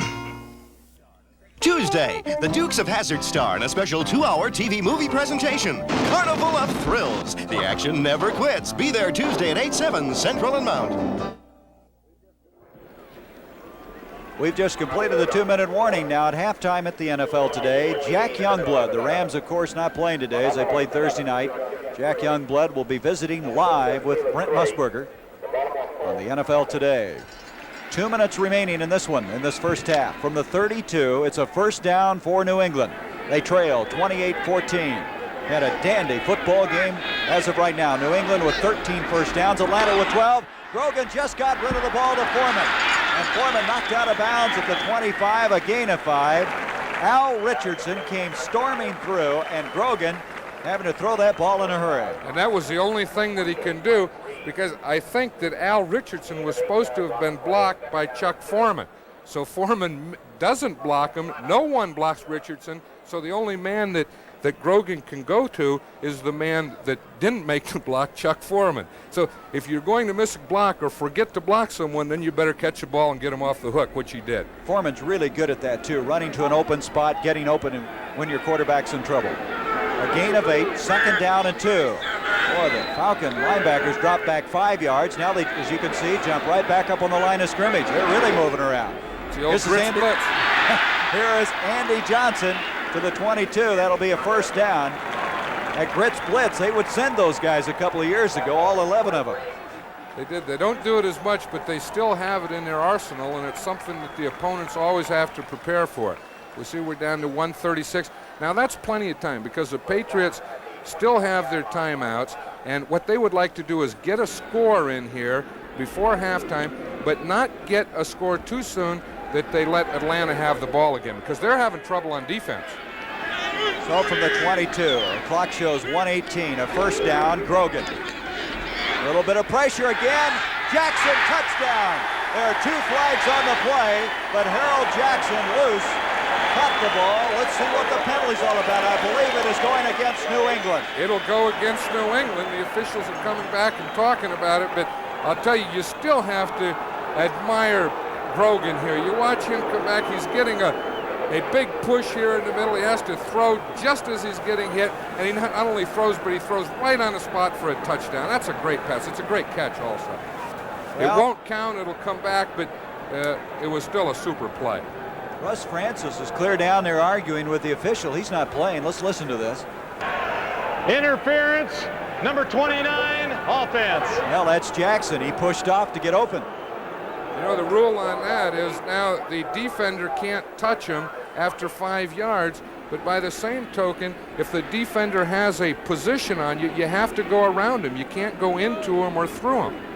Well, that's a 10-yard penalty, and it's now 1st and 20 from the 32-yard line. The time, 1:12 remaining. The score, 28-14 Atlanta. Grogan, up to Johnson. Johnson to the 30, 35, and goes out of bounds. That stops the clock with 1:06 to get some of that yardage back, about 5 of it. Frank Reed over there. So they'll have a second down, still 15 yards to go. Johnson, a very fine football player, but he, like Ivory's, had a history of injuries. He's a fine athlete, and as you say, on that down, on first down, Steve Grogan was just trying to get some of the yardage back. Now he still has 2 more downs to get the ball up for a first down. With 1:06 and 3 timeouts, that's plenty of time. The line of scrimmage just outside the 25 on the second down. Grogan, that blitz is picked up beautifully. Wide open is Morgan. Now, that was an interesting development. He and Kenny Johnson were playing handsies on that far side, and all of a sudden he pushed off and was wide open. Well, I think Kenny Johnson was playing the hook. It was either supposed to be a hook by Stanley Morgan, and he decided to go deep, or it was a hook and go where he faked a hook and went. Now again, Kenny Johnson had the position there. That wasn't. The fans are booing here, but if we could see that again, we would see that Kenny Johnson is in the position that Stanley Morgan had to go through him. They just ran into each other there for a moment, and the crowd feeling that possibly he was interfered, but it was, as you mentioned, a stop pattern of some type. It was either a stop pattern or a stop and go pattern. So it's third down now and 14 yards to go. Grogan with time. He has a man. Morgan. Touchdown, New England. Stanley Morgan, a 25-yard touchdown strike. And John, he did a remarkable job getting both feet in bounds. I'll tell you, he did a remarkable job of running the pattern. He did a remarkable job of the catch. And we'll see the play again here. It's a fake blitz as Grogan go back. Grogan was hit as or after he threw the ball, and he limped off the field. You look at this throw here. It's right on the money. It has to be, because the coverage of Kenny Johnson really wasn't that bad. 1 foot in. That second foot was not in. You know, that official did take time to call that. We see Steve Grogan. He limped off the field. He got hit.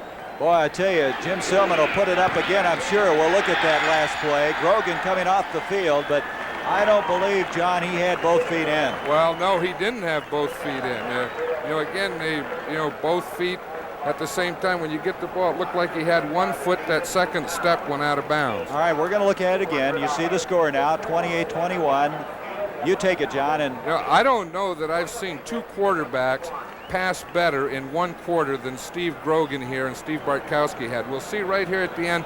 Now, as we'll see right here, when he catches the ball, he has a step on Johnson. We'll see he has the ball now. There's 1 foot, second foot out. No, that shouldn't have been good. Well, do they even up in the course of a year? I think they do, but you can't tell Atlanta that right now. That was an 80-yard drive and 9 plays, taking only 2 minutes and 11 seconds. We have another man shaken up. And that was a great shot by our cameraman down there to have that reception and that shot of the feet. Number 52, if that's who that is, maybe that's Dwight Wheeler, though. That's 62. The offensive tackle. And Wheeler's the guy who's been trying to replace Leon Gray, only to have injuries slow his progress. And that's who it is, Wheeler coming off. But to go back to that last play, it again shows me how Grogan can move a team. He moved them 80 yards in 2 minutes 11 seconds, still had 55 seconds left on that clock. We've had great passing in this game. Here's the kick. Smith coming up on the short kick. Look out. What's he doing? The ball is loose and it's out of bounds. Atlanta fortunately will have it. But I don't know what Reggie Smith was trying to do at 5'4". He was trying to receive the bounce. You have to catch those kickoffs on a fly. Now, they were in an onside prevent in that they had 9 men up on the line of scrimmage. And John Smith kicked the ball deep. Not deep, he kicked it over the front line and between the deep line where Reggie Smith is. Reggie Smith's problem was he lined up too deep in an onside prevent. You're better off just knocking that ball out of bounds in a situation like that. Or just fielding it, but you line up more shallow because if it goes into the end zone, then you leave it there. You know, another thing, John, the clock did not start on that play. There's still 55 seconds showing. The officials are talking about it now, and I'm sure that's what they're talking about, that no time ran off the clock. And again, the clock in the last 2 minutes doesn't start until it's fielded on this in the last 2 minutes, until it's touched. Let's listen. Kickoff out of bounds, last touch by the kicking team, re-kick, 5 yards. We'll see it here. It goes over his head. See, now the clock won't start until someone touches it. Yet they haven't touched it, and then they touch it right there. So the clock should have started there. It was last touched by the kicking team, so they'll kick it over. We'll see, because no one got control of the ball before it went out of bounds. And they have to have control. Excuse me, the clock doesn't start until someone has control What would happen, of the ball. though, So if that clock was right. Okay, what would happen then, John, if you just batted the ball out of bounds? Would you have possession there? Would they? It would be, right? I'm talking about the team would receiving. if the other team didn't touch it. Okay. Because the kicking team did touch it before it went out of bounds, but didn't have control of it. Had they had control of it, it would be their ball. Smith kicking off again to Smith. And he's going to go out of bounds this time. It's out of bounds. I tell you, height hurts you in a lot of ways. And on that last kickoff, a lack of height really had to hurt Reggie Smith. He just at 5'4" couldn't get up high enough. He tried to jump. It looks like Grogan's okay. He's walking around there, and he looks like and his eyes look good. He looks like he's happy. So I'm sure he's okay. Look at the stats on him. As you mentioned, 2 quarterbacks really putting it together in this first half of play. 51 seconds left. 51 seconds left to go. Let's see if Atlanta just kills the clock now with Francis and Jenkins wide. In motion, that's Russ McCusker now in a tight end. No, sir, they're going to throw it. Bartkowski to Andrews. Andrews, the 30, a flag on the play as he makes it to the 35-yard line. It's going to be about 3 yards short of the first down. There's a flag on the play, and Steve Bartkowski took a timeout. I bet he wish he had that one back if, in fact, he were going to try and work the ball down the field, because the penalty stops the clock anyway, so he didn't have to take the timeout. It's holding against Atlanta. Here's Andrews again, showing some pretty good footwork. That will be brought back. 10-yard penalty now with 42 seconds. I would imagine Atlanta now be content just to kind of kill this one. I'm sure that they'll be content to run the clock Illegal out. use of hands, number 87, offense. That's McKeska, the tight end, who's in there. He hasn't played a lot because Junior Miller has just been unreal in this first half. Junior Miller continues to play like he's been playing. McKeska won't play a lot. 1st and 20. 28-21, Atlanta with the lead. Andrews now just out to the 20-yard line. So the timeout is going to be called. They'll stop the clock. New England like to somehow get a hold of this football with 35 seconds remaining. That was a timeout that was taken by New England. They have their 3 timeouts. I'm sure that they're thinking if they can stop them on these next 2 downs and maybe force one punting situation and try and get a block or one big play before the half is over, it is a way that they could tie it up before halftime. Number 70 in there now for... It's starting to rain. Yes, it is. I just started to say, well, are we getting some rain now? Really starting to come around. Fans are starting to get the umbrellas up, and all of a sudden it's just started to pour here. Started to say, the way things are going in this game, we're going to have a lot of offense, but all of a sudden with this rain, that might change things in a hurry. Well, it could, but I don't think in this field. I'm not really a fan of artificial turf, but I'll say one thing for this field here in Foxborough is it does have very good drainage, and they can get the water right off it. Doesn't look that dark around here, but it's sure raining. 2nd down now, 16 yards to go as we come to the final 35 seconds of the first half. Here is Kane, and Kane just about to the 24. They never did get him down. And that's been the story of his career. He is tough to get down. A little shoving in there now. I don't know. You know, he played at USC for my friend John Robinson. John coached with me at Oakland. We grew up together, and John told me about Lynn Kane. He said, he's your type of running back. You ought to draft him. I retired, never had a chance. John never gave me anything before that, but when I retired, he told me about Lynn Kane. He was right. So now another timeout used by New England. They have 1 remaining. You see the time, 15 seconds. The NFL today at halftime. Jack Youngblood, who has rejoined the Los Angeles Rams, but the Rams 0-2 in the early going. Interesting thing about the division Atlanta's in, John, is the fact that in the first week of the season, only one of those teams won out there, and that was San Francisco. San Francisco, and I think that playing that Thursday night game for the Rams at this time, having all those players having missed training camp, may be an advantage because they get 10 days off there that they can have a little added training, and they may be more ready to play and in better condition to play when we get down there to do the Los Angeles Green Bay game.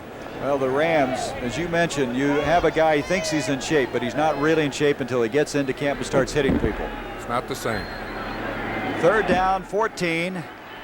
13 seconds left as Andrews out to the 26-yard line. Check that, Lynn Kane. And there's the time as New England will use their last timeout to stop it with 9 seconds left. This will be interesting here. There's 9 seconds left. Really, the ball will stop. I mean, the clock will stop at change of possession, so you get an automatic timeout there. I wonder if Atlanta would run a fake and not take the chance of punting the ball in this situation. The only way that New England can really do anything is by blocking the punt. So I'm sure we'll see 10 men up on the line of scrimmage coming after the punt. They can even afford a roughing the kicker in this situation. James has kicked only once in this game. John James for 39 yards. He's a veteran, and that's just what they probably discussed, exactly what you said, as Preston Brown goes back. 9 seconds left in a very entertaining first half of play. Atlanta with a 28-21 lead. It all started with less than a minute gone. Opening kickoff was fumbled. Patriots scored, and from then on, it's been an explosion. Here's James from the 12-yard line.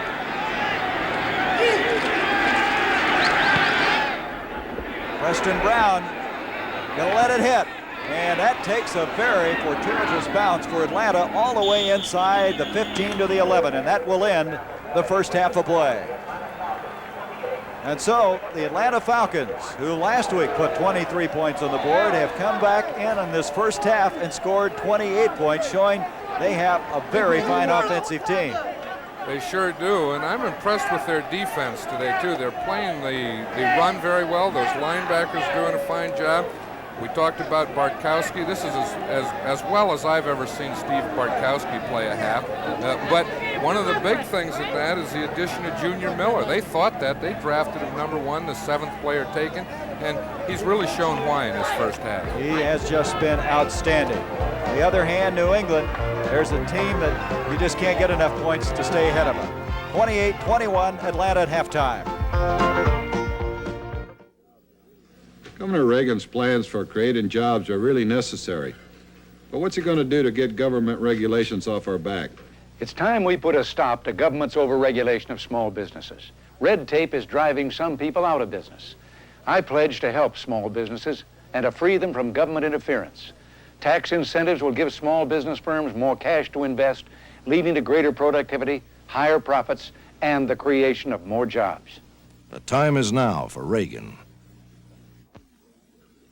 The world's most advanced twin-blade razors are only as careful, gotcha, as you are.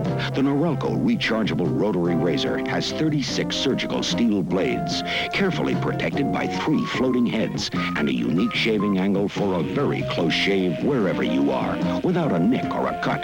The choice is yours. The close, careful Norelco rechargeable rotary razor, or 2 blades and gotcha.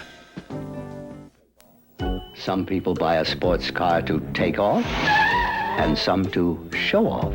But at Honda, we made a sports car for grown-ups. Introducing the Honda Prelude. With front-wheel drive and advanced 4-wheel independent suspension, it's one of our most nimble Hondas, and it's full of those wonderful innovations you've come to expect from us.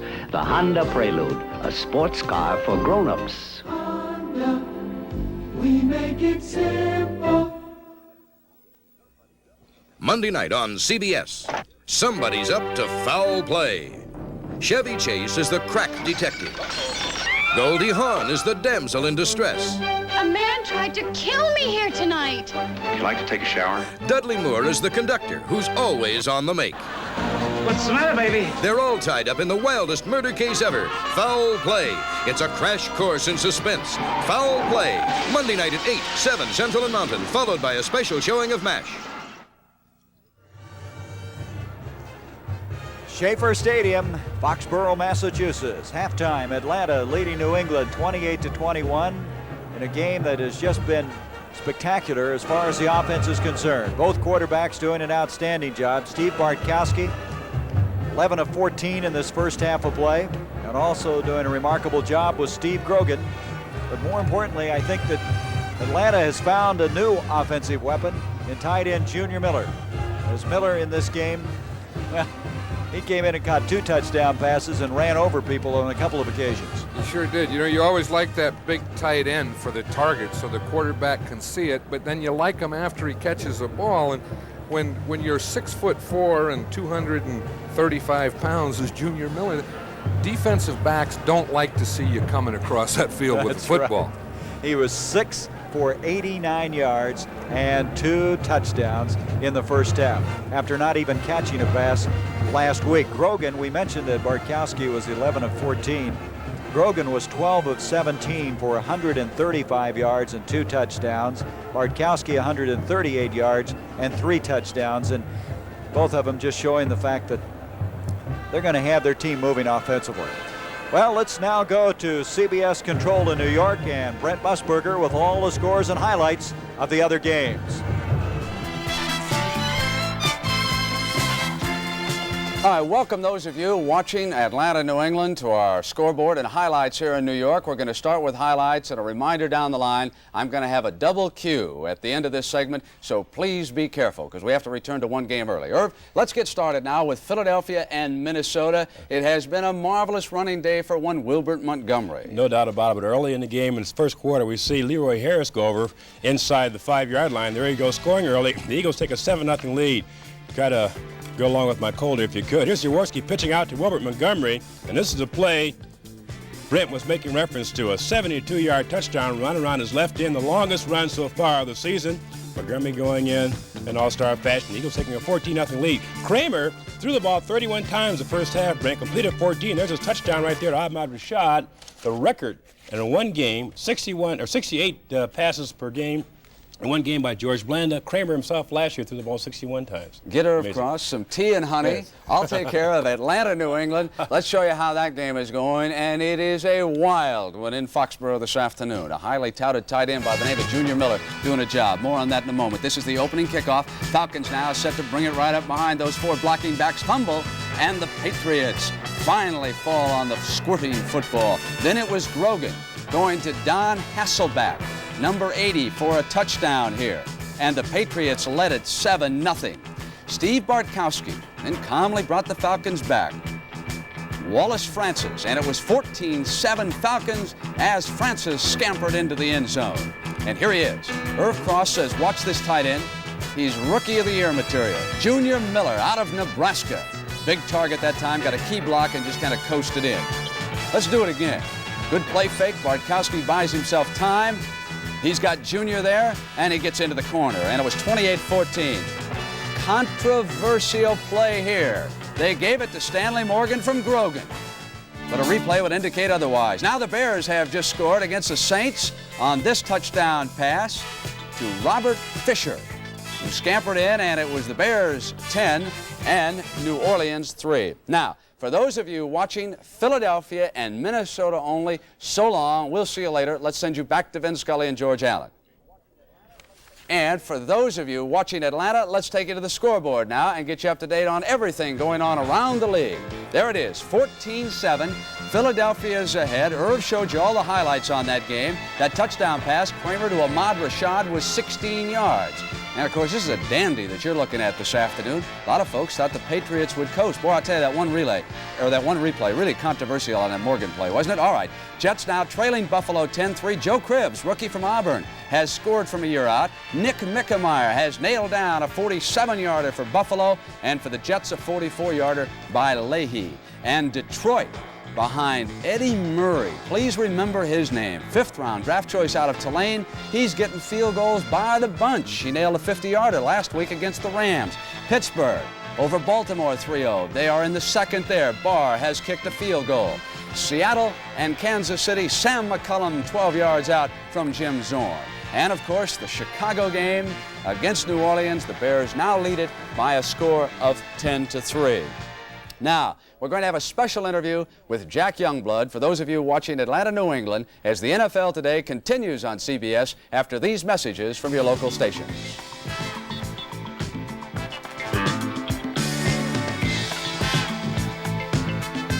Catherine Ross is the woman with a chance to become a champion in a desperate gamble that could cost her everything she loves. Rodeo Girl, the CBS Wednesday night movie at 9, 8 Central and Mountain.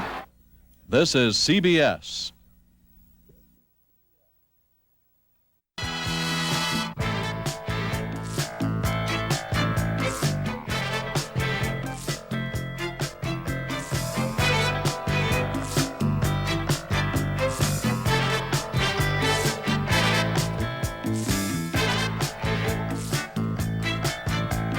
There have been many surprises so far, but none more so than the Los Angeles Rams being 0-2. Let's go out live now to Jack Youngblood, calmly sitting in front of his pool. And Jack, what has happened to the Los Angeles Rams? Well, Brent, it's certainly not the way to come out of the chute being 0-2. However, I think that we can profit from these two losses at the early part of the season and come back and win the division that we need to win. How much has the contract problems that you experienced and several other players, including Vince Ferragamo, affected the team so far? Well, it gave us an opportunity to go fishing this summer. Is actually what it did, and you know, I think those problems are over now. We're back here to play football. There's a certain point in time where you have to separate the economics and the actual playing. You're telling me that it didn't bother you, Jack? Even in the locker room during practices, there wasn't a lot of talk, that it didn't break concentration on not only the Tampa Bay Buccaneers, but also the Detroit Lions? It didn't break the concentration for the preparation for those two ball games. No, not at all. The only concentration it broke was when we weren't there, and we weren't there to try to, you know, contribute to the football team. Are you still hostile towards management at all? Do you want them to come in now and renegotiate and extend?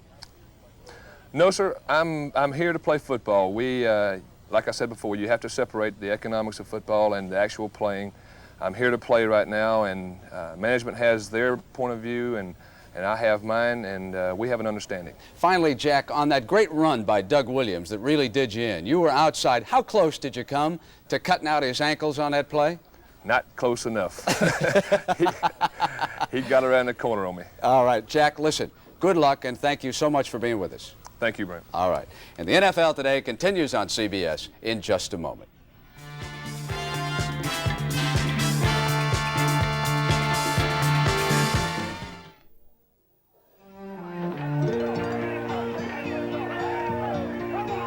Got a long day's work behind me. That's it, let's take them all.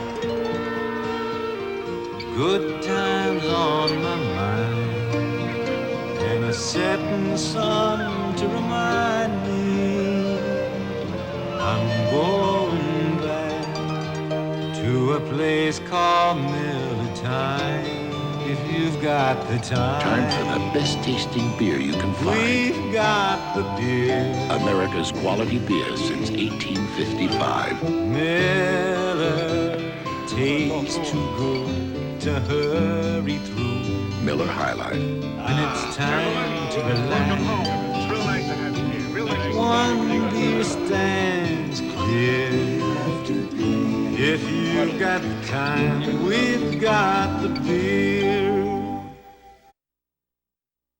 Look, Dad, there she goes. That's great, son. Right on course. Hi, I'm Wallace Francis of the Atlanta Falcons, and that's my son, Ray. The time we spend together are the best part of my life. You see, I'm a single parent, and I know what it means for children to have a father in their lives. That's why I spend a lot of time here at the YMCA. They're supported by the United Way, and United Way volunteers help them with their programs. But here they even have a special program that brings fathers and sons together so they can really get to know each other. My contribution sponsors 10 kids at this Y. They do a lot for children who might not get the special attention they need. The ball is really great, Dad. That's good, son. We don't have all the answers, but I know one thing. a lot of young people would be off the course of life if it wasn't for the United Way volunteers. Thanks to them and thanks to you, it works for all of us, the United Way. Way to go, Sil. The preceding message was furnished as a public service by the National Football League. The NFL on CBS is sponsored by the Ford Motor Company, bringing you a new generation of small, fuel-efficient cars that arrive this fall. Today's Army, join the people who've joined the Army. And by Prestone 2 Antifreeze. It has a silicone silicate formula to lock out rust and corrosion.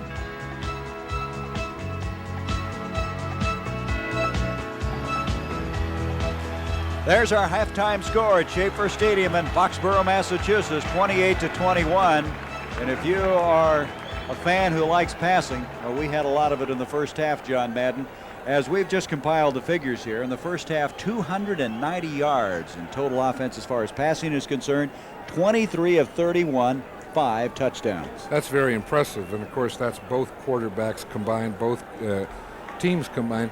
The impressive thing is not only how well that they've thrown the ball, but there's been a great pass rush, and both of these quarterbacks have shown toughness. We talk about toughness of defensive linemen and offensive linemen, but both of these quarterbacks have hung in there and thrown well under adversity. In this game, the rushing stats are not all that impressive. Atlanta leads with 60 as opposed to 51 for New England. Well, you know, really neither defensive team has stopped the others passing yet, so there's not a need for running. And I think it may become in the second half or maybe in the fourth quarter, running may become an important part of the game, and the team that can run the best and control the ball may end up winning this game. Well, and of course we have a weather factor coming in here. It started raining with about 2 minutes to go in the first half. You know, but one thing about artificial turf, and I said before, I never did like it, but it does dry a lot easier than natural grass. But you can see that both quarterbacks hitting a remarkable percentage, 12 of 17 for Grogan, Bartkowski 11 of 14. And Atlanta came into this game, I think a lot of people felt that they're really going to have a tough time staying equal with New England, but they have proved in this first half of play that their offensive output of a week ago was no fluke, as they've come right back in here against this fine Patriots team to score 28 points in the first half. Mazzetti will be kicking off. It's continuing to rain. It did not look that dark when it started raining, but now starting to get more and more that way, and you can see some of the fans, what do we call, adapting to the weather. That one fellow there adapted by taking his shirt off. Mazzetti will kick off. Preston Brown, who had kind of a shaky moment in that first half when he almost did not bring a kickoff out, back again for the Patriots. The Patriots winning last week. Atlanta losing a heartbreaker. Like to pull even at 1-1. Patriots will head all the way out west to meet Seattle, while Atlanta returns home for the first time this year since the preseason. They play host to the Miami Dolphins. Mazzetti is ready. Mazzetti kicking very well, hitting 4 of 4 point afters after missing one, a very big one, a week ago in Minnesota. And Mazzetti gets into this one very well. He's been kicking off effectively, as evidenced by that one. Preston Brown won't bring it out. And New England will have it at the 20-yard line. Mazzetti's kickoffs have been impressive this year, this week and last week, and that's always an addition to your defense. When you know that the other team has to start on the 20-yard line when you kick the ball into the end zone, that's a plus. Steve Grogan, 12 of 17 in the first half. 2 touchdowns from the 20-yard line. Going to check now offensively. They had some people shaking up. Dwight Wheeler is back in there. He was shaken up just before the end of the first half. He's back in at left tackle. Calhoun and Ivory, the running backs. Jackson in motion. This is Ivory. Big move, but Kuykendall is there. Fulton Kuykendall, who's really a fine football player. One-on-one stop that time. Yes, and we'll see the defense swarm here. We'll see Buddy Curry coming across. The 2 inside linebackers, Fulton Kuykendall there. He'll come up and make the tackle. There was no place to go. He started inside, tried to bounce. There was nothing inside, tried to bounce outside, nothing out there. The thing they say about Kuykendall, he plays every down like it's his last one. Rushing down, maybe a half-yard loss on the play. Grogan, protection there. Tried to hit Morgan at the 38-yard line, but covered pretty well. And again, a pretty good rush. We talked about the passing that we had in the first quarter, and we were saying that the rush was there. They haven't really got there in a sack, but it's been close. It's been pushing. It's been in the quarterback's face, and we just had another example of that by Jeff Merrill. Andy Johnson now in there with Chuck Foreman. You see a lot of role playing in football now, don't you? Particularly at the offensive backfield spots. It's getting to be a real specialist game. 3 wide receivers, running backs for run and pass. Third down. Virtually 10 yards to go. 28-21 Atlanta with a lead. Grogan having a little trouble with his footing.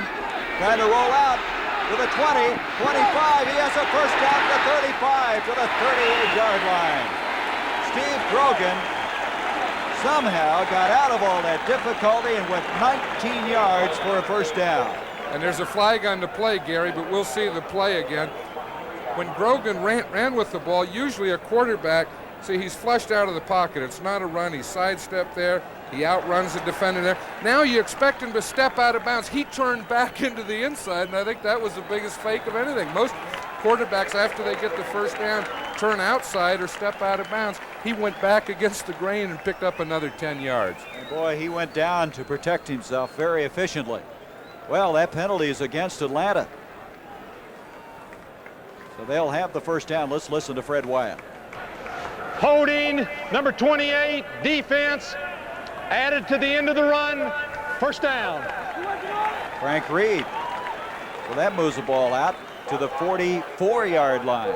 That had to be holding because you can't have pass interference when the quarterback runs. That's what it was. Ivory and Calhoun, the 2 running backs. Jackson goes in motion. Reed over there to pick him up. Grogan to Calhoun, and Calhoun looked like he's going to go the other way for a moment. Gets a yard to the 45-yard line. Calhoun has really been a very good fireman type runner. They bring him in, always seemingly doing the job for him. He's not that big, 6 foot 212 for a fullback. He's had 6 100-yard days in his career. Going to bring up second down and 9. Don Calhoun has also played halfback. You know, if the fullback were hurt, he would go in and play fullback. If the halfback is hurt, he played halfback. He's been a very valuable player for the Patriots over the years. And a free agent in 1975. That's how they picked him up. Second down and 9. Just underway, second half. Grogan, protection excellent. Throwing to Morgan. Johnson is there. Kenny Johnson, the rookie who was burned last week, that time played Stanley Morgan hip to hip. He did, and he was in a good position there to make an interception. One thing, we had great passing in the first half, but we also had great pass protection. Watch John Hanna here. He's free in the 3-man line, and when someone gets free or starts to get free, that big guy's there to bump him off. Well, Kenny Johnson really has acquitted himself well in this game, John, after a long Sunday a week ago. Well, that's the important thing. You know, Kenny Johnson said that if you've never been beaten as a corner, you've never played corner. New England now, the third down. They've made 6 of 8 third downs in this game. Third down and 9. Grogan's going to be dropped this time. Coming up fast was Mike Seeley, number 63, out of Kent State. He's a backup to Don Smith at nose tackle, but he's played very well last week in particular. Steve Grogan fumbles the ball here, starts to go down, throws it to the umpire. The umpire didn't work back enough and caught it on one bounce. Had he worked back, he could have caught that ball and taken it into the end zone. Bad hands. Hubots to kick. The super net. Reggie Smith is back. Hubots hits this one well. Smith hit the 20 to the 25 and out of bounds.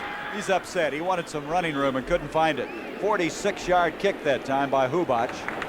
And so Atlanta stops New England on their first offensive series. They have the football for the first time. 12:47 to go, third quarter. They lead it by 7.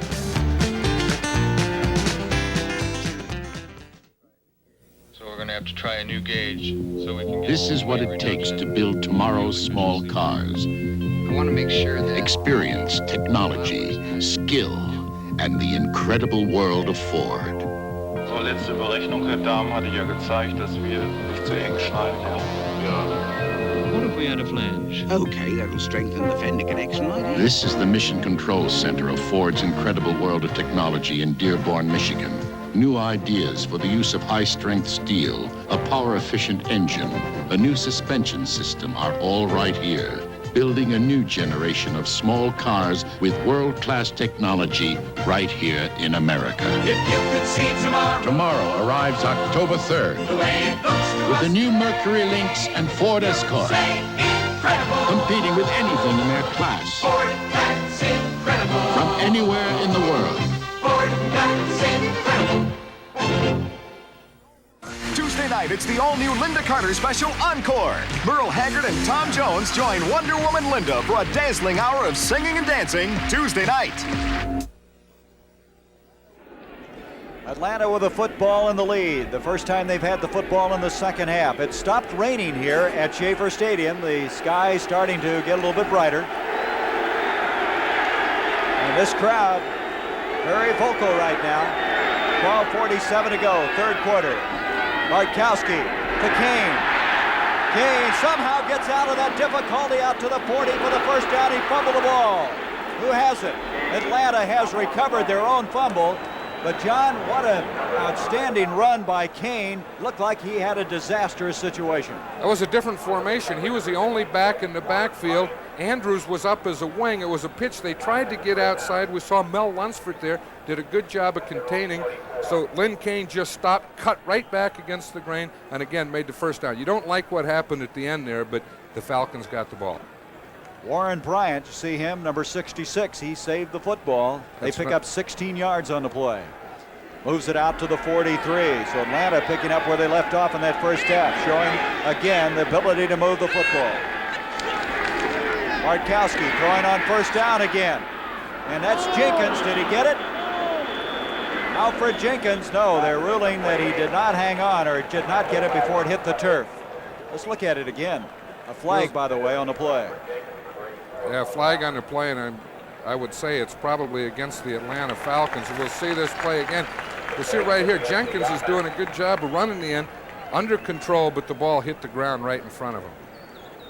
I would imagine we're going to have holding coming up against Atlanta, the way they're backing up. And it's probably against Warren Bryant if it is holding. It was called by the official on the side, and he keys the tackle closest to him. So if it is in fact holding, it'll be against Warren Bryant, number 66.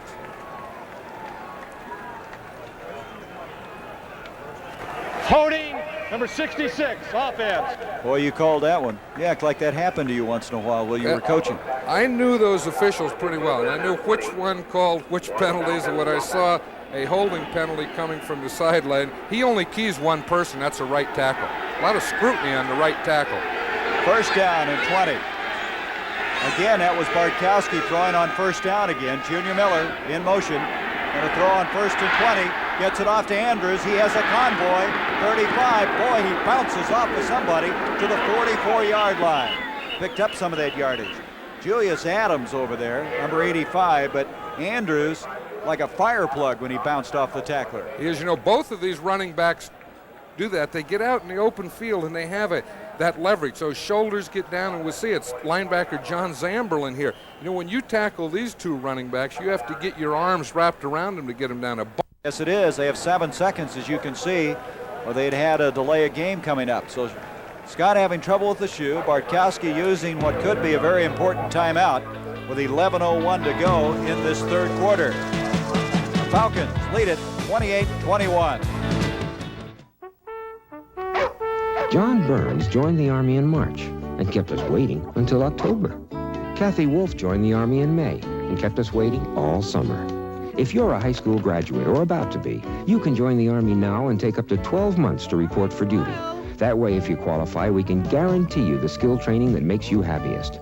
And we think a happy soldier is worth waiting for. This is the Army, a chance to serve your country as you serve yourself. Call this number toll-free. Using this surgical fiber optic camera lens, Prestone Labs is going to show you what weak, neglected antifreeze can do to your radiator after only 9,000 miles.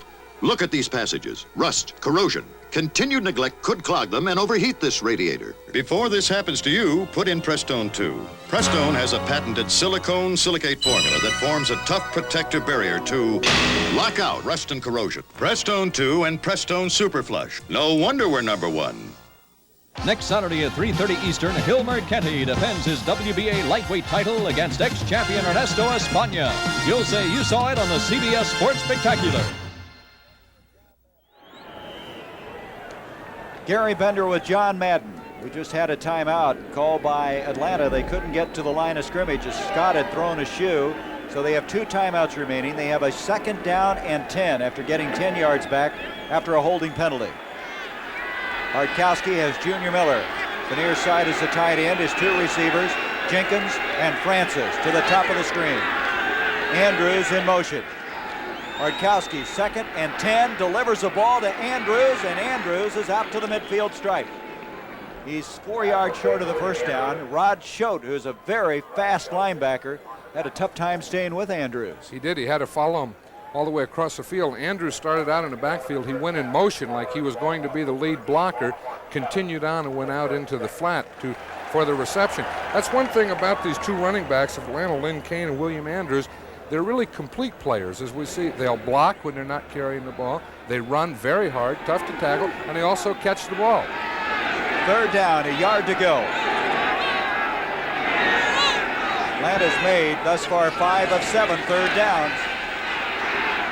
This time it's Miller, and Miller is very close to the first down. Wait a minute, they say he did not have control of the football. He was juggling the ball as he was going out of bounds. Rod Schote again defending on the play, so that brings up a 4th down. I think that was right again, and we'll see it again, but he has to have control. Not only both feet in bounds, but he has to have control of the ball in his hands. And we'll see him here. His feet are in. He's okay here as he gets the ball here. But you see, he doesn't have control. He doesn't have control. And when he stepped out, he was just getting control. Very close. It was.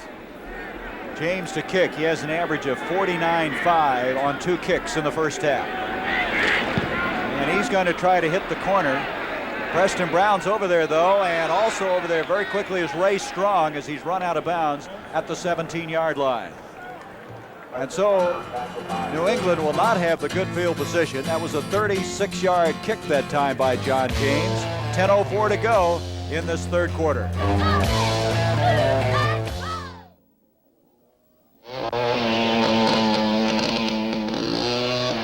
Now comes Miller time. The flag is dropped, the race is a memory. And now you're coasting into the best tasting beer you can find. Miller High Life, America's quality beer since 1855. If you got the time, if you got the time, we've got the beer, Miller beer. If you got the time. No matter where you're going, you can get a low airfare if you know who to call. No matter when you're going, you can get a low airfare if you know who to call.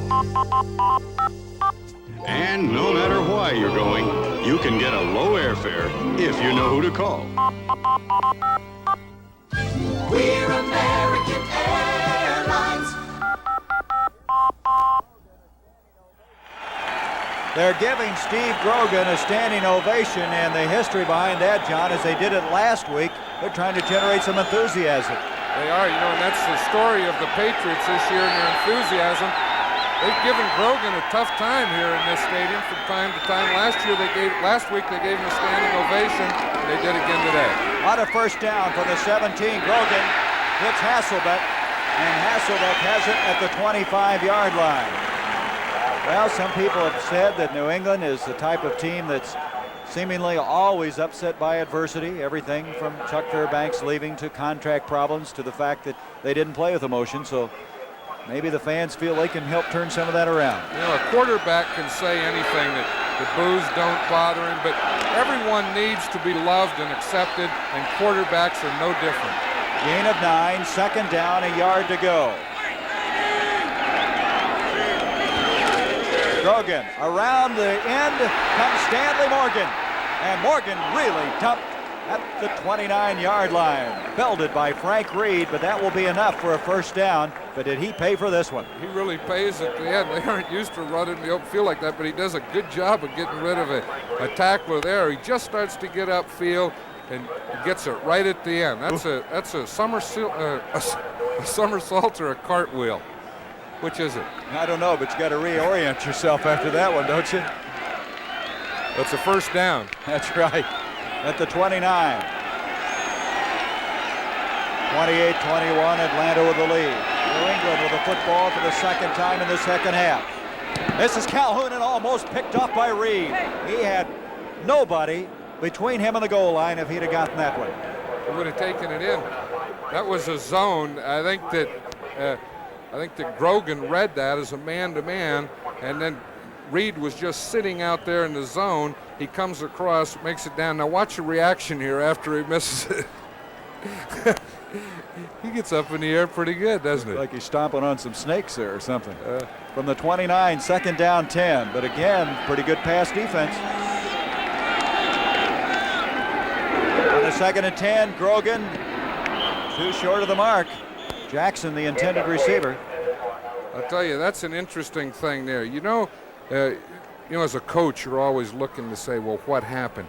Grogan wasn't able to step up, and that's what happened. So instead of Grogan and saying, why did he throw it low? That was a point. The offensive line allowed too much penetration inside. The center and the guards have to seal off inside penetration so the quarterback can step up and throw it. And on that pass, because it was short, really should be given to the interior of the Patriot offensive line. Third down and 10. Foreman and Johnson, the running backs behind Grogan.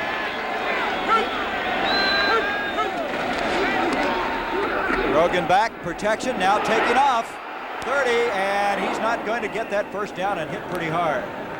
Atlanta reacted very well this time when Grogan took off. I'm sure they took the first half as Williams and Curry got there.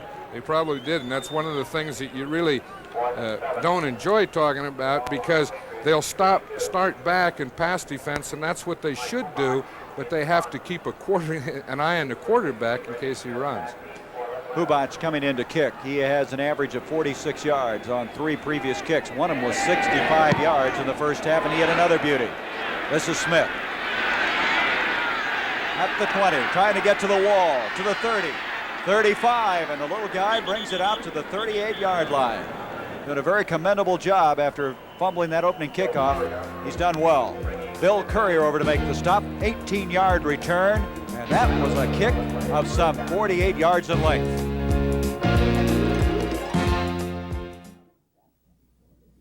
If you give up your luxury car for the gasoline shortage, are you gonna miss all that plush carpeting? Are you gonna miss those big, comfortably upholstered seats? Are you gonna miss that power steering or those little creature comforts like a digital clock or a coin box? Not if you buy our Honda Accord LX. It's got all those things and more. Why not give up your luxury car for a luxury car? Honda, we make it simple. Television should be more than an electronic tranquilizer.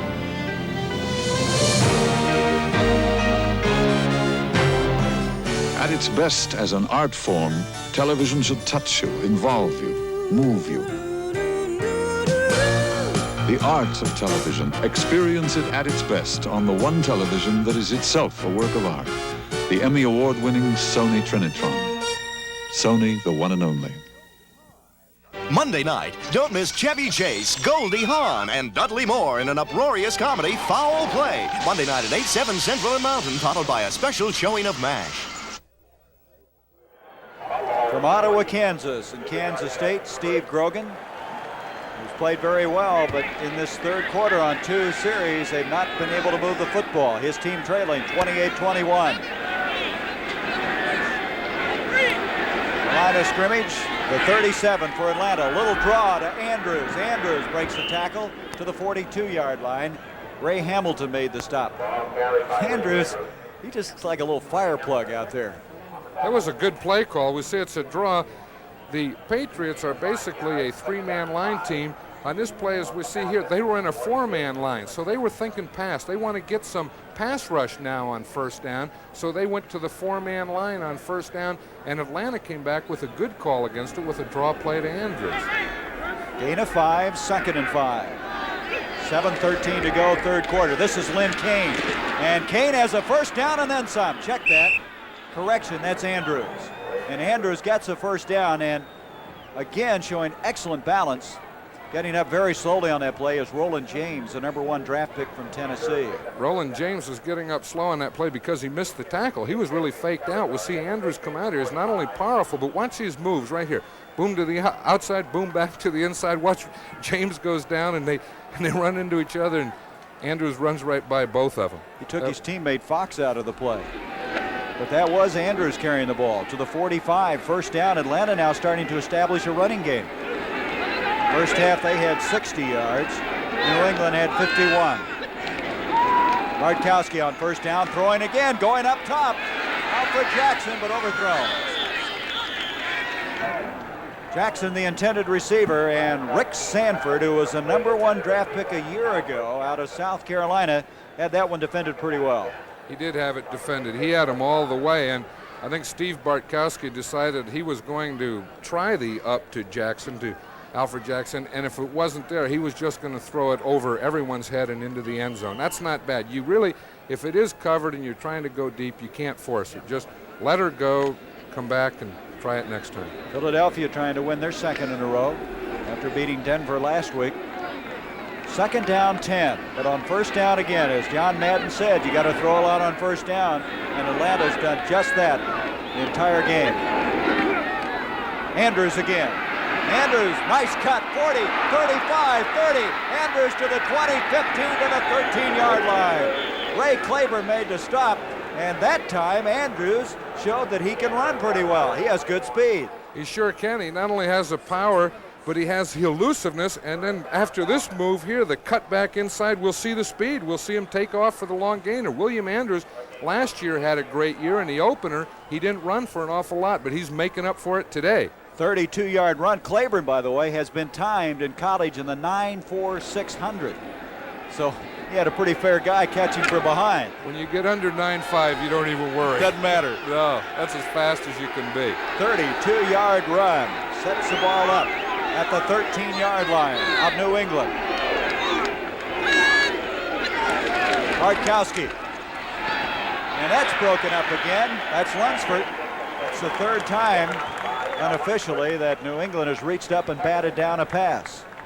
You know, that's not a bad pass defense either. You know, that's one thing that the Patriots have been doing well. When they are pass rushing, if they don't get close to Bartkowski again, they all get their hands up, and that was Mel Lunsford, and that's the second one of those that he had today. He was the most valuable player, lineman-wise, last year for New England, as voted by the coaches. I drafted Mel Lunsford 8 years ago. Third round, 1972. Played at Central State in Oklahoma. On that last play, Junior Miller was the intended receiver, and Lunsford had other ideas. Second down, 10, Bartkowski again. Wide open, Miller. Junior Miller is open. Bartkowski upset with himself. That's the same play, John, they threw earlier for a touchdown. That's the same play, and I know that's Steve Bartkowski. You know, he has to shake it off, which he's saying to himself now, geez, just forget it. Wide open, there was no one around him. Again, it was a crossing pattern by the tight end. He'll delay a little, let the others get deep, and now he just works out to the side. See, the safety thought that he was blocking. He went back off him, and no one picked Junior Miller up after the delay. But again, Miller showing the ability to really get open. He's a big target, 6'4". Third down, 10. And New England wants a timeout. They're going to use their first timeout. And that might be at a pretty good time because New England right now, I think, a little shaken by that last development. I think so, and the fact that they're one touchdown down, this can be a very big drive for Atlanta offense and New England defense, because one touchdown, they don't have to hurry, they don't have to rush, they know all they have to do is score one. Now, if you're looking at two, it's a different story. You'd like to get one quick and then work on the other one. Bartkowski now has missed his last 4 passes after in the first half hitting 11 of 14. But the one he'd like to have back was that one with Miller wide open. Saw some other scores. The Lions trying to make it 2 in a row. There's Lehman Bennett. Imagine Bartkowski kind of glad to have a little time to talk it over. It was not his timeout, it was New England's. I think in this situation, both teams are happy to have this timeout. You know, they've been on the field. They're getting a little tired. They get to rest up for a a real spurt here. And again, this is a big play. We have 3rd and 10. I'm sure that New England will come in with their pass defense. They'll have the 5 defensive backs. Atlanta will probably have the 3 wide receivers, because Atlanta here should go into the end zone, or at least for the first down. If they're not going to do that, then they'll get the field goal anyway. Some changes coming out as Lunsford. They sent in on this particular play Bill Matthews, who's a backup middle linebacker out of South Dakota State. 3rd down and 10. Tim Mazzetti standing by if they don't get it here. 28-21, Atlanta with the lead. Gardkowski, protection there. Junior Miller's there. He makes the catch.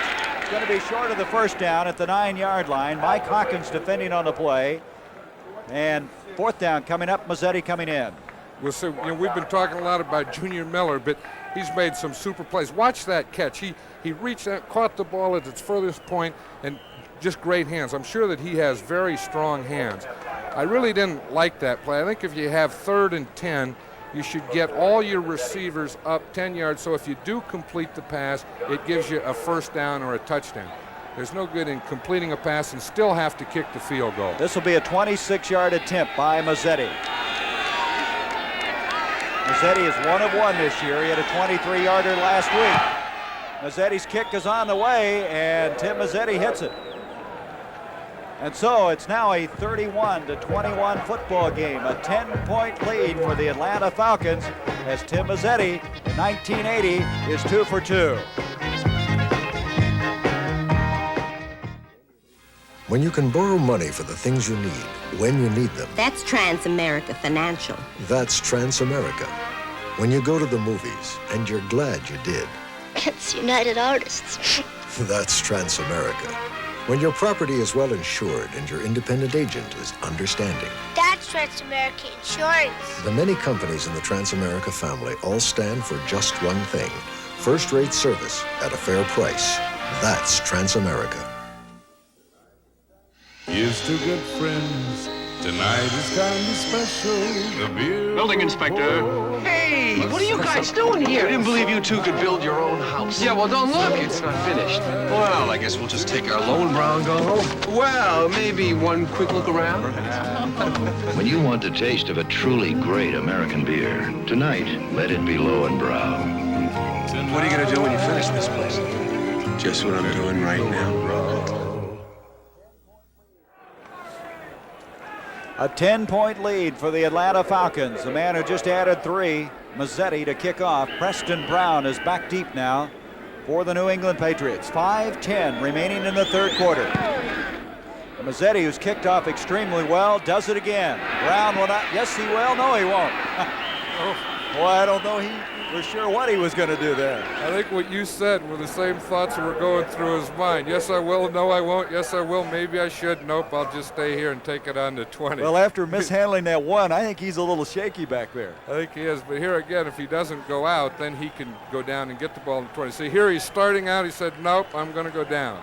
I'll just wait and take that. But he wasn't sure until he got to that point. Mazzetti's really done the job kicking off. I think he's out of the hurricane. Good point. Out of the eye of the hurricane, which really was last year a long season for him.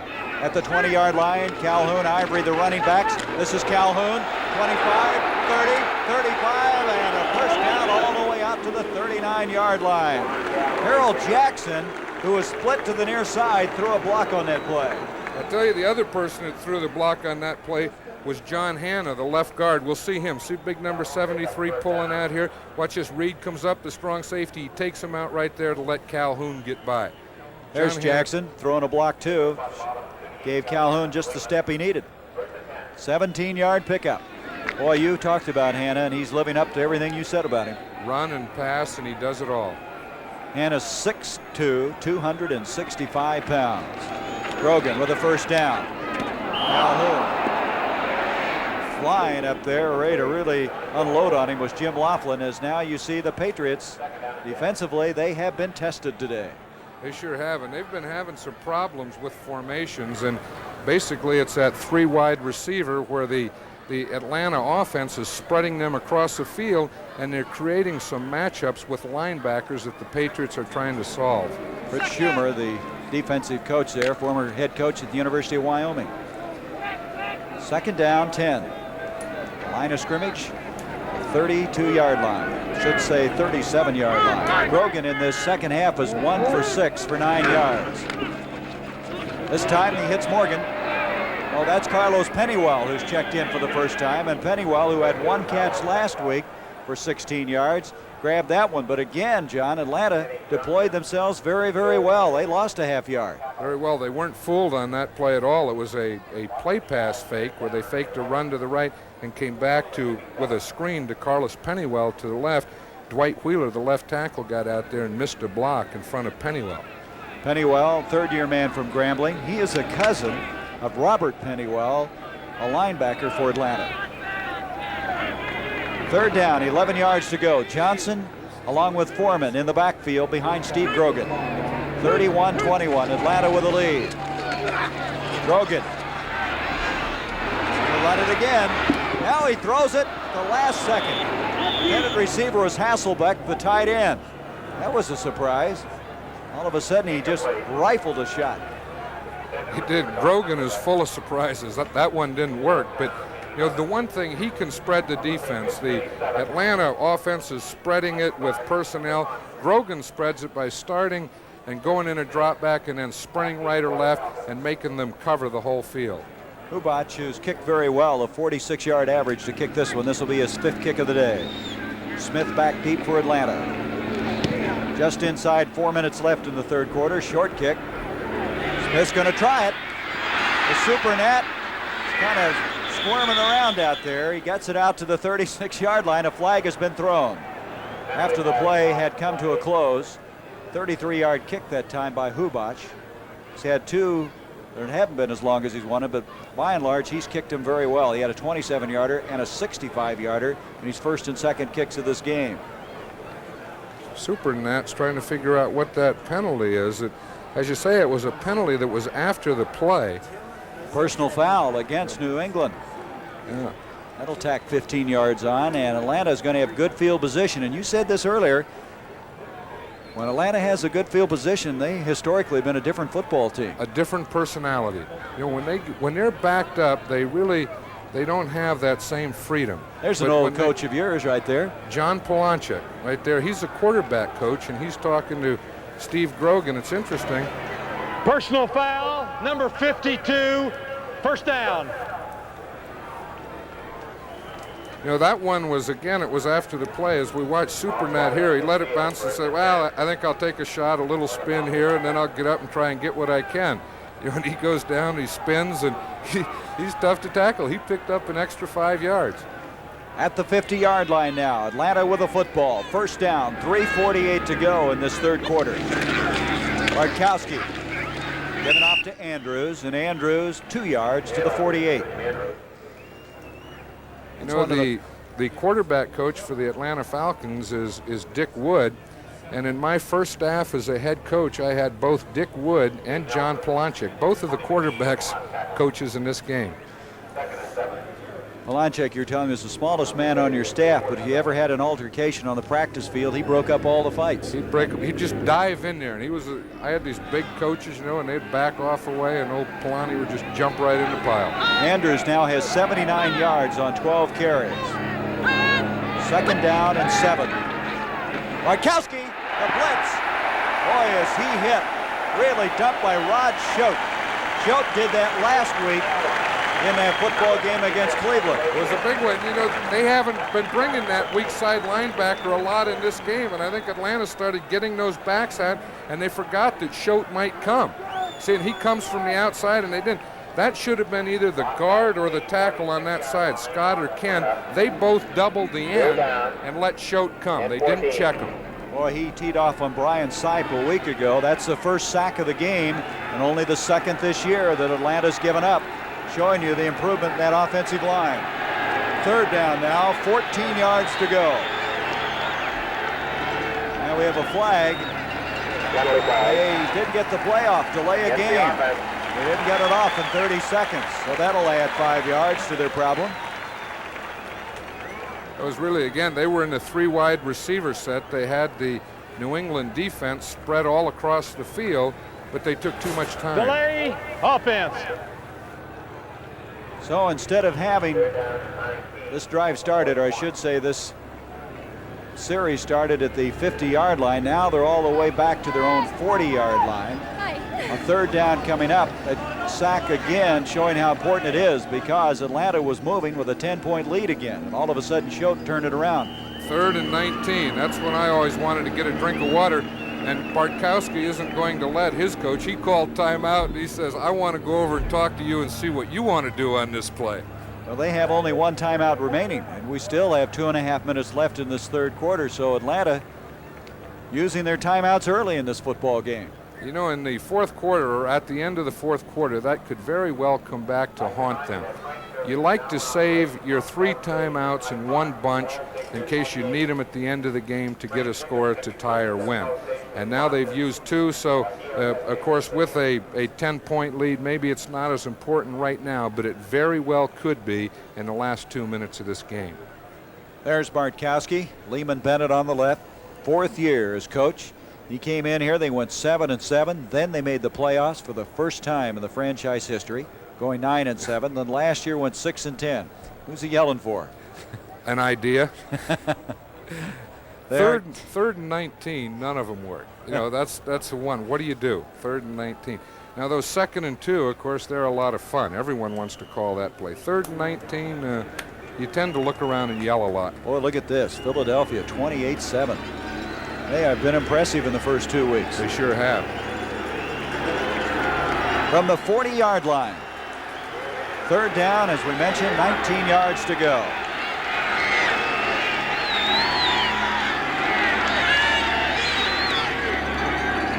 Bartkowski has the time, and he has his man, and that will be enough for the first down. Alfred Jenkins is the man that caught the ball on a 3rd and 19, a 21-yard strike, and the Atlanta Falcons keep the drive going. We have seen some very interesting and great throwing today by 2 fine quarterbacks as we see Bartkowski. Look at all those people around him.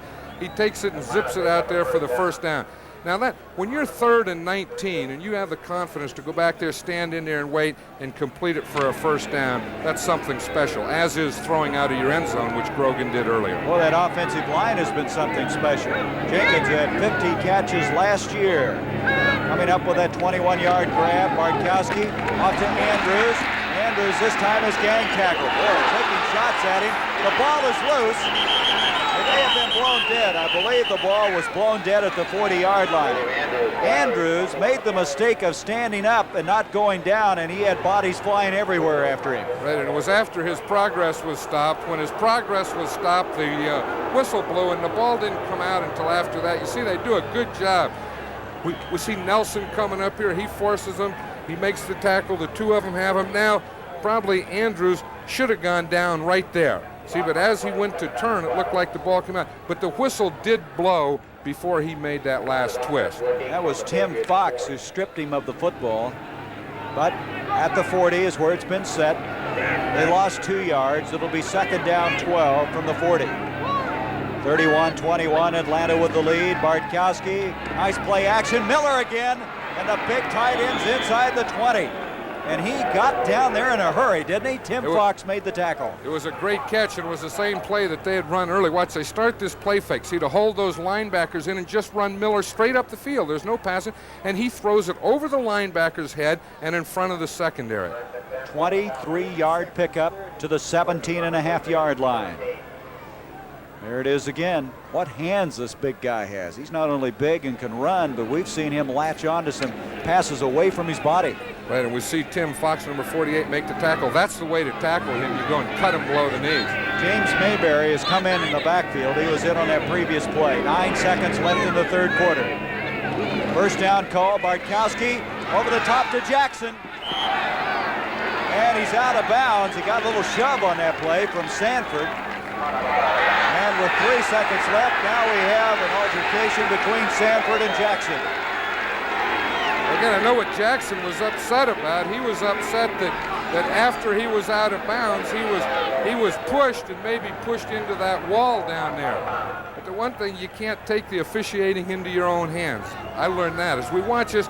You see, the ball is a nicely thrown pass. It's right over his head into his hands. But as he's going out, you see, he's pushed. And in fact, he does end up in the wall, and he had a little time to think about it. And he said, heck, that guy pushed me. Quite obviously. And so unsportsmanlike, 85 on offense, 29 on defense. Great play. I think under the circumstances, that's the way it should have been, because it started with Sanford and Jackson retaliated. It probably should have been, but they didn't call it on Sanford when he did it. It was an afterthought, and really it was a reaction that Jackson made that he shouldn't have made, and I don't know that Sanford, because of that, should be penalized. Well, anyway, they're offsetting penalties, 2nd and 10. By the way, Miller now, John, has 8 catches for 116 yards. Big day. Line of scrimmage, the 17. 2nd down and 10. Last play of the 3rd quarter. Falcons with a 10-point lead and trying to add to it. Bartkowski gets it off to Lynn Kane. Kane with a nice move. And he makes it to about the 11-yard line. And so that's the end of the 3rd quarter. For the score here at Schaefer Stadium, the Atlanta Falcons 31, the New England Patriots 21. We now pause for a word from your local station.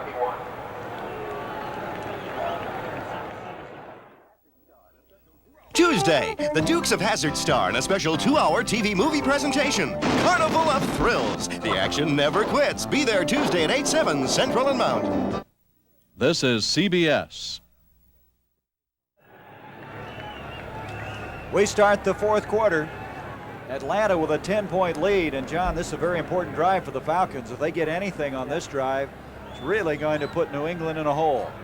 Well, especially if they get a touchdown. They have 4 yards to go here, but a touchdown would probably make those timeouts academic at this point. 3rd down and 5. Atlanta's made 6 of 10 3rd down conversions. Bartkowski eludes the on-rushing lineman and delivers the football to Kane.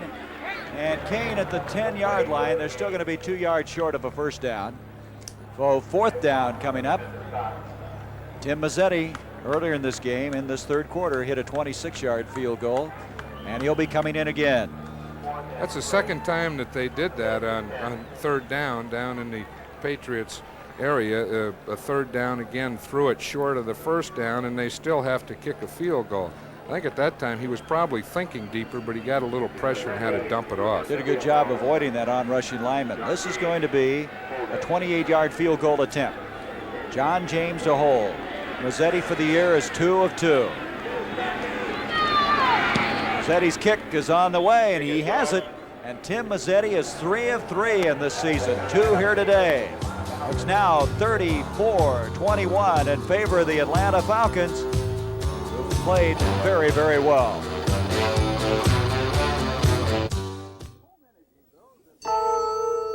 Home energy bills have become outrageous, and that's the good news.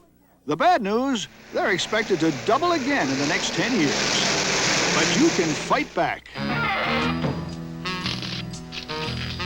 Get up in your attic and add another layer of Owens Corning fiberglass insulation on top of the insulation you already have. Put your house in the pink. See your dealer or contractor for more Owens Corning fiberglass insulation now. Announcing the Zenith Bond Bonanza. Over $1 million worth of U.S. savings bonds free with 38 different Zenith System 3 TV sets and all Zenith video recorders. You get a $50 or a $75 bond when you buy a specified Zenith System 3 TV and a $100 bond with any Zenith video recorder. So get your dealer's best price plus a bond in the Zenith Bond Bonanza. Next Saturday at 3:30 Eastern, Hilmer Kenty defends his WBA lightweight title against ex-champion Ernesto Espana. You'll say you saw it on the CBS Sports Spectacular. Steve Bartkowski has now given his team a 13-point lead. In that 3rd quarter, Atlanta led in time of possession by about 4.5 minutes to show you. The good ball control they had. Preston Brown on the kickoff, dropped at the 20-yard line. Preston Brown hit by James Mayberry, number 39 from Colorado, backup fullback. And now Steve Grogan's going to have to play some catch-up football. Good point on that field goal, John. As you mentioned, 2 scores, 2 touchdowns, the 2 PATs that still do it. That was the biggest difference between a touchdown and a field goal there. Had they scored a touchdown, then New England would need 3 scores. The fact that they got a field goal, New England can still win this game with 2 scores. So the door is still open for them. Calhoun and Ivory, the running backs, behind Steve Grogan. Grogan, out of pressure, gets it off to Calhoun on a screen. He fumbled the ball, and Kenny Johnson has it for Atlanta. That ball stripped from Calhoun from behind after the screen play. And now Atlanta has a football back. Let's watch this one. And the reason it was stripped is because the Atlanta Falcon defense has been hustling all day. They've been swarming everything. We saw Joe Williams, number 58. He starts out on a blitz. He stops and comes back and strips Calhoun from behind. That's a great effort. Boy, it was. That guy can get around, Kenny. Williams can run. That was some adjustment. He's supposed to blitz. He's supposed to rush the quarterback. He sees the throw. He stops. He turns. He goes back and gets a tackle from behind. That's Johnson who recovered the fumble. Johnson playing very well today. First down now. At the 27 of New England. Bartkowski gives off to Kane, and Kane to the 20-yard line. Still, just a remarkable effort, the way he can pick his way. Mike Hawkins over to make the tackle, third-year man from Texas A&I. And Steve Bartkowski's stats, look at that, 3 touchdowns. Every time they've had the football, they have moved it extremely well. You know, that's the most important statistic is touchdowns, how many times you ring the bell. Those, you know, percentages and stuff, those are nice, but it depends on what you throw and what you get with what you throw. Jenkins and Francis to the bottom of the screen. Second down, 3 yards to go. A pickup of 7 by Kane on that last play. Andrews, the only running back. I checked that. That's Kane. And Julius Adams has him, or does he? Almost got away from Julius Adams, showing the good balance again.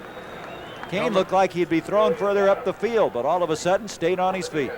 Have you ever seen a running back that was so difficult to tackle that was only 205 pounds? I've never seen one.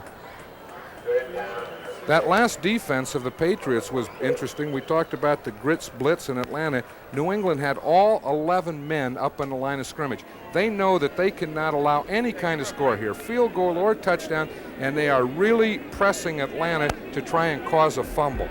McGee comes in, Adams checks out at defensive forward wall. Third down, they lost yardage, 3rd and 6.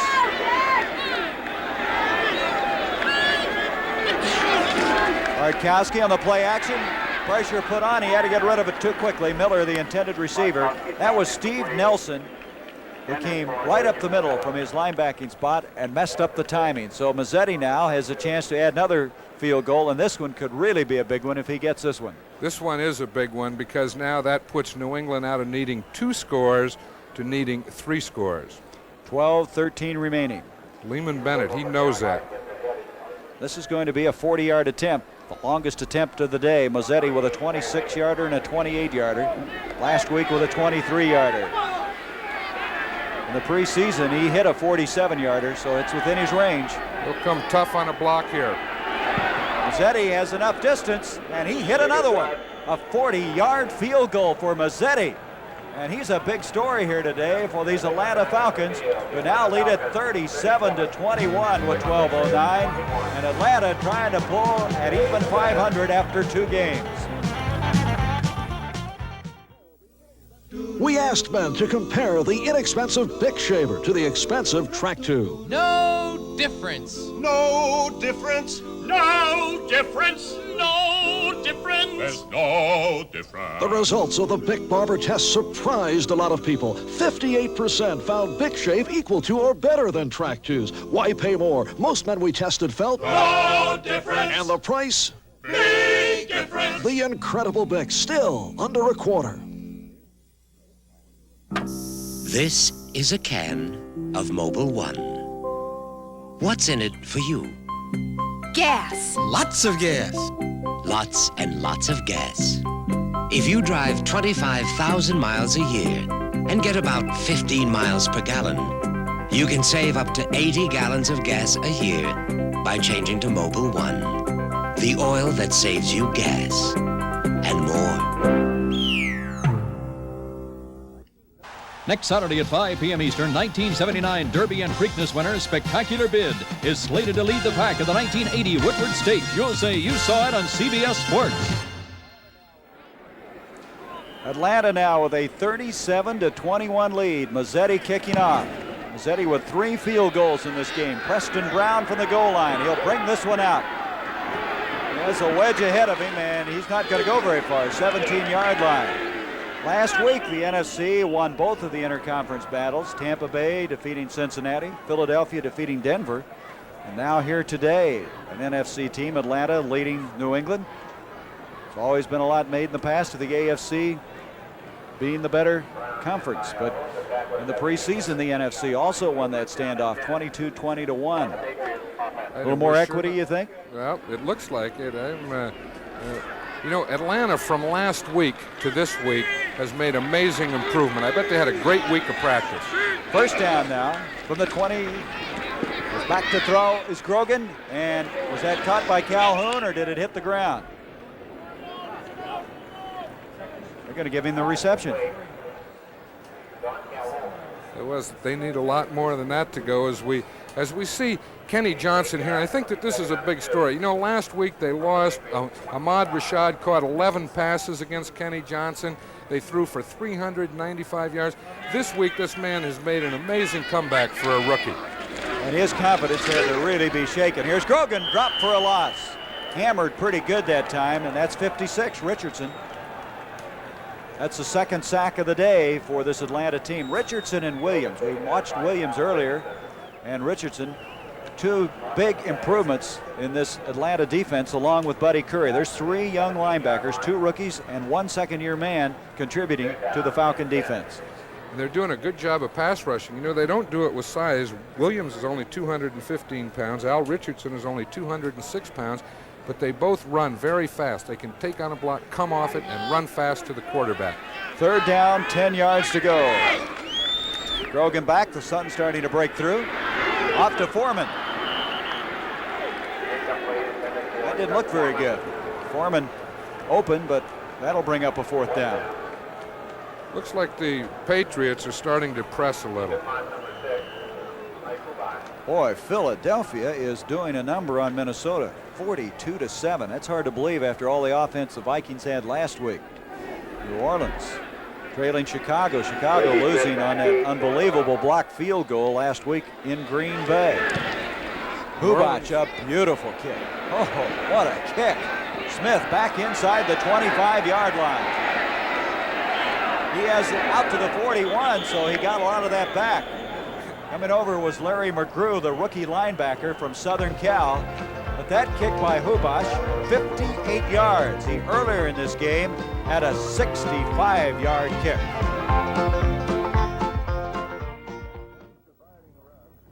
When it comes to fighting rust, there are 2 types of people. I want to do it fast. I want to make it last.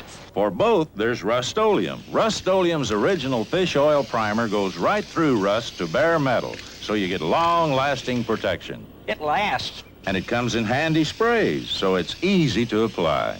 It's fast. Not to mention 40 beautiful colors. If you're going to do it fast, you might as well make it last. Good point. You know, Atlantic Richfield says if everyone picked at least one thing to save energy and stuck to it, it would really put a big dent in the amount of energy we use. Well, on this jab, I've got my choice. Hey, what are you doing? Sorry, just doing my thing. My wife's picked 2 things, reducing our heating bills and this. Hurry up, Jerry. You know Mama doesn't like it when we're late. Sorry, babe. Just doing my thing. Atlantic Richfield says let's all conserve energy. It's the thing to do. From the 41, Atlanta with a 37-21 lead.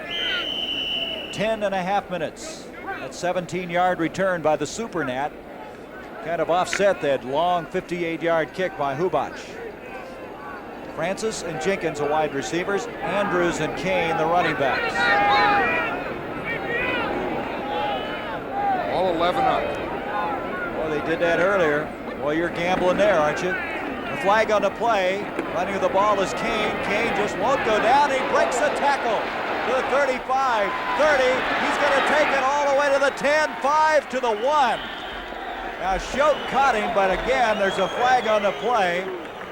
But regardless of whether that goes or not, it just shows you again of the resourcefulness, the strength of this Lynn Kane. That was 58 yards. They are going to bring it back. But what a run. 2 flags on the play, in fact. Yeah, there's 2 flags, and they'll be offsetting, so it'll still be 1st and 10 in the same spot, and they'll play it over, which is a shame because Lynn Kane not only made a great run with great effort, but then to have to come all the way back and do it again is very difficult. But you still can't take that run away from him. It won't show in the statistics, but everyone that's watching this game saw. Holding, number 87, offense. Offside, number 70, defense. Replay. Well, McDougal was for New England, and McKeska, tight end in there, was the other guilty party for Atlanta. That would have put Kane over the 100-yard mark because he had 51 yards on 13 carries. For the 2nd week in a row. Yep. Dallas at Denver or Washington at New York. That will be the second half of our CBS doubleheader, so be sure to check the listings in your area. Boy, those will be 2 fine games. Denver after losing the first. The Giants, what a surprise they were last week in St. Louis. McKeska and Miller, 2 tight ends in. First down 10. Kane going to run again. This time he's going the other direction, or isn't? Swarm under. I would have thought that Kane would have been awfully tired after that long run. You would think so, and maybe they could have let William Andrews carry it once there, but again, he held up his record of not letting one man tackle him, and I've seen 2 games now, and I haven't seen one man tackle him yet. Lehman Bennett's team. As we go inside the 10-minute mark with a lead here that I'm sure many people, as they see the score throughout the NFL, are very surprised. Now it's 2nd down, 17. Kane again. Kane out to the 35. Gets a little bit back. Ray Hamilton over there to make the stop. Time starting to be very important for this New England team. 9.5 minutes left. You know, Gary, when you have a quarterback like Steve Bartkowski and you have running backs like Lynn Kane, William Andrews, wide receivers like Wallace Francis, Alfred Jenkins, and then a tight end like Junior Miller, I don't think Atlanta all year will ever really be out of a game before they go into it. And add to that, John, how well their offensive line has protected Bartkowski. That's the story I'm really surprised about. I can't imagine this team giving up 54 sacks last year.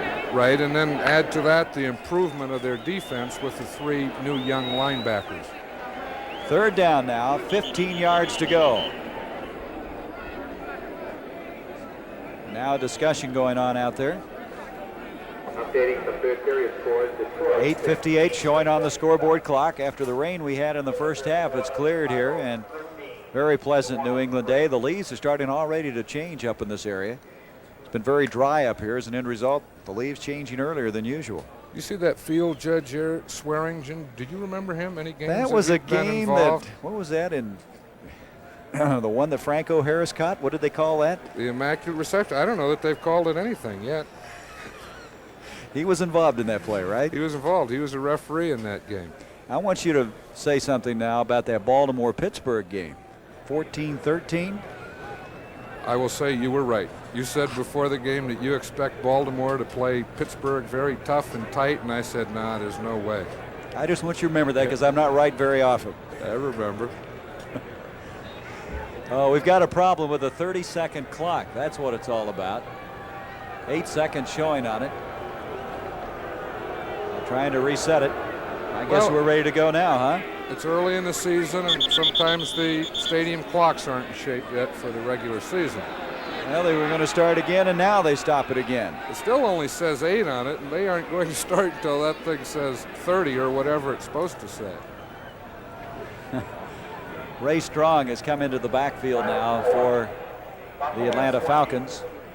Tonight on CBS, outstanding lineup coming your way following the doubleheader. 60 minutes.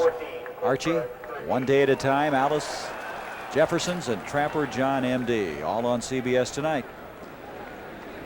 Yeah, they got the clock back in shape now. Well, you know, it's not the 30-second clock, John. It's the game clock. They've now moved it from 8:58 to 9:06. They wanted to give him 8 more seconds, right? And there was 8 seconds on the clock. Well, anyway, it's 3rd down, 15 to go for Atlanta. Gronkowski again with all kinds of time, delivers the ball. It's caught by Jenkins. Alfred Jenkins, and that will be a 1st down. How many times have we seen Bartkowski on long 3rd downs come through? That's an 18-yard pass completion. I like that a lot better than what he did on the 3rd and shorter, because now he knew that he had 3rd down, and if he's going to throw the ball, you have to get the ball up to your receiver beyond the 1st down mark, which he did. Jenkins having a big day. He's got some passes up in the air. He really does a good job. He only is, they say he's 172, but really weighs about 155. And there's Stanley Morgan. Looks like that's around the shin area more than anything, doesn't it? Or the calf. Yeah. It's probably a kick or a bruise. 1st down. Jenkins, that catch, giving him the 1st down as Andrews to the 40-yard line. And now Atlanta just eating up the clock with 8 minutes now left in this game.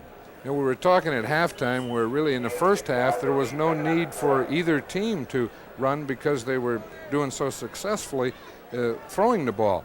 And now I think now we see that running is important. To be able to control the clock, to take time off the board, you really do it with the running game. You see the stats on Bartkowski.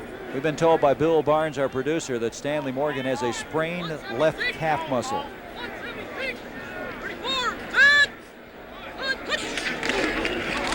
Glenn Kane, and whoa, what a tackle that time by Choate. Choate has really played well in this game. Choate, he has. He made a big sack. Of course, it didn't turn into a change for the team, but he has been. He's been in on a lot of tackles, and he's probably the first man, as we look at Rod Choate, number 56 there, that tackled Lynn Kane all by himself.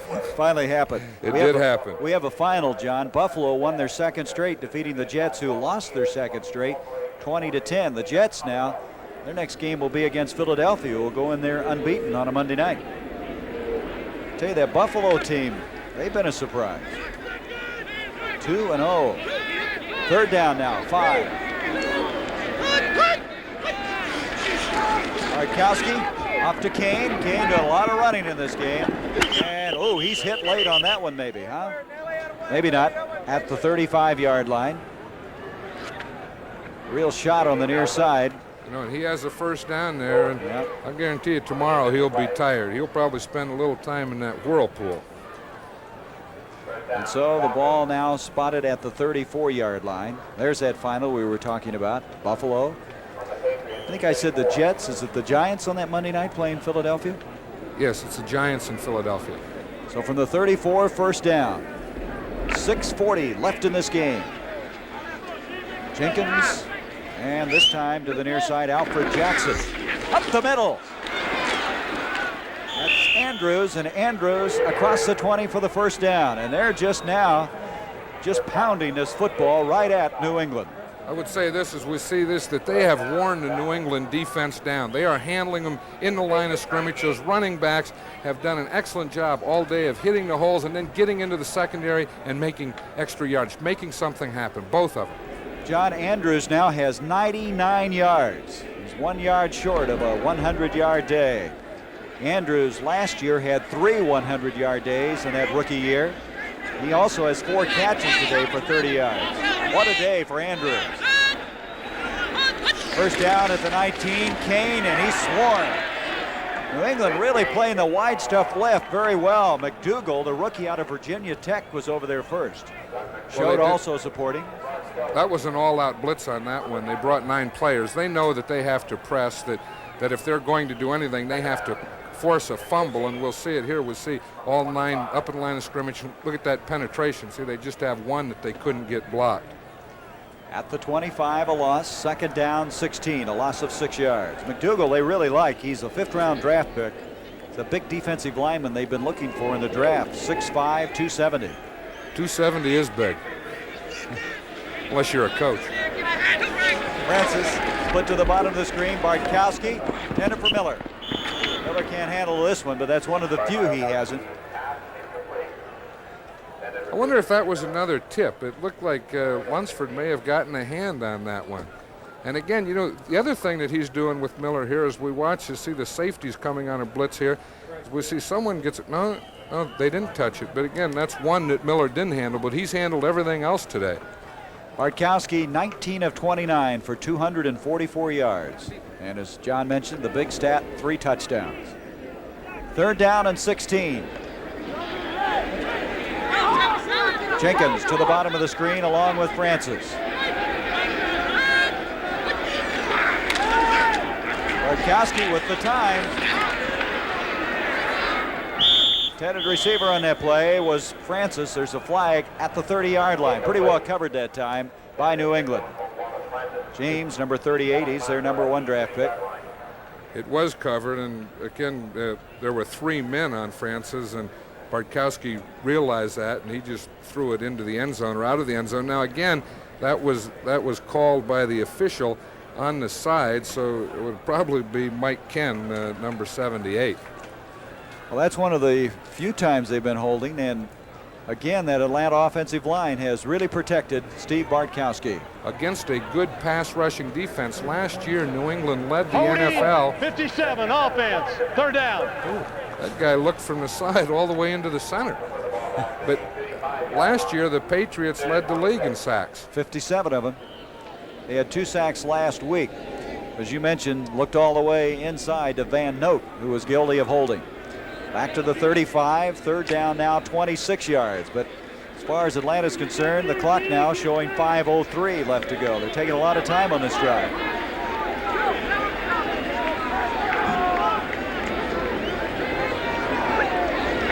Bartkowski with the time to throw again.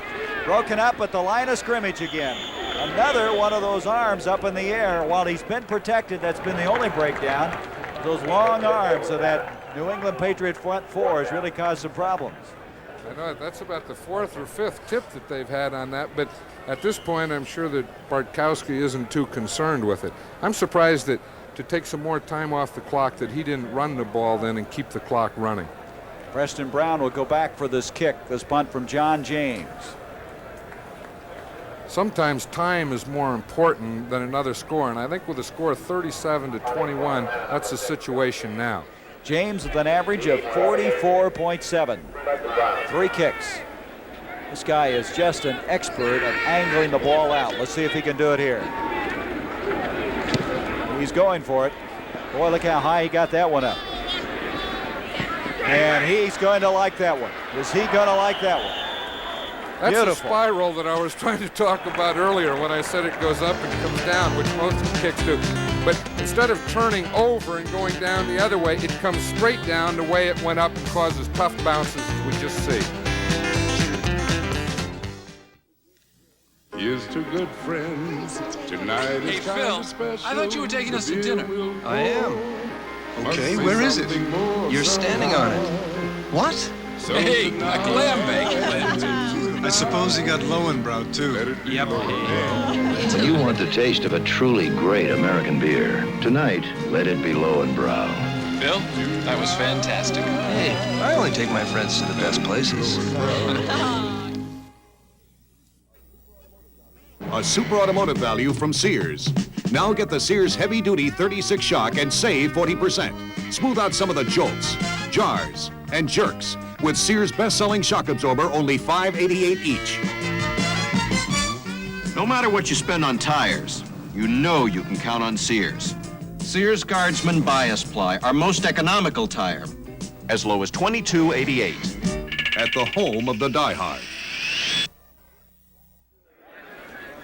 John James last year had 36 kicks inside the 20-yard line. He calls it the poocher punt, and boy, he just did a magnificent job there. The ball down at the 2-yard line. Grogan giving off to Chuck Foreman, and Foreman gets some breathing room out to the 8-yard line. In the second half of play, John, Grogan's only 4 of 10 for 15 yards. I know it, and a lot of that credit. The 15, correction, Chuck Foreman. Foreman to the 15, and that will be a first down. Well, they don't have a lot of time to run the ball, but Grogan needing a little breathing room now with 3:57 remaining in the game. Now he's going to put it up. Foreman. That's twice now. The ball's gone through the hands of Chuck Foreman. And Foreman's very upset with himself because that's one thing that he does as well as anyone, as we see Grogan backing up here with really good pass protection. And now as we see here, he has room to step up. You see he can follow through. Before he had a little problem on a couple of those passes, but that's as well as you can throw a pass, and Chuck Foreman realizes it right now. He dropped one last week in a game, but he, as you I'm sure, will not be doing that the rest of the year. There's Russ Francis, who did not play today with the bruised ribs. He was hurt in the first half of last week's game with Cleveland. Grogan, 2nd down 10.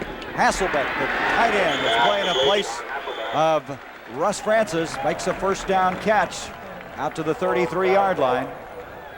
And now New England without a huddle, ready to go again. When we talk about big targets as a tight end, Don Hasselbeck is sure a big one, 6'7". You know, that's easy for a quarterback to see, especially when you're Steve Grogan at 6'4". Francis is 6'6". That was a 17-yard pickup. Grogan again, intercepted by Buddy Curry. Curry, the rookie linebacker, fumbled the ball. Walden Lawrence comes up with it, and Atlanta has the football. Buddy Curry, we've talked about all day long. As we'll see, he's done, you know, he not only calls the signals, plays the run pass, but I think that this will be a big boost to him, is being able to play the pass defense. That's a great catch. That's a great catch for a wide receiver. There was a penalty on the play. It was against the Patriots, so it will be Atlanta's ball. Holding, number 77, declined. 1st down. That's Gary Petz, offensive tackle for New England, but of course they will refuse it. Andy Johnson was the guy that knocked the ball away from Curry, but Walden Lawrence was able to come up with it. Here is Baltimore and Pittsburgh. That's a real shocker thus far, 17-13. You said it would happen. From the 37. 1st down, 3:14 left in this game. It's going to be a most interesting season, 1980. Bartkowski to Andrews. Andrews to the 31-yard line. I'm sure that they talked to Steve Bartkowski on the sideline that last time, and they've decided now that they will just run the ball, keep it on the ground, and get time off the clock. They have 2 tight ends in there and a tight wing. They're really using a short yardage type of offense. That put Andrews over 100 yards for the day, that last carry, 103 yards on 16. So, for Andrews in his career, he's had 4 of them. Last week only 35 yards, but he's come back this week. Kane had the 100-yard day last week. Good balance.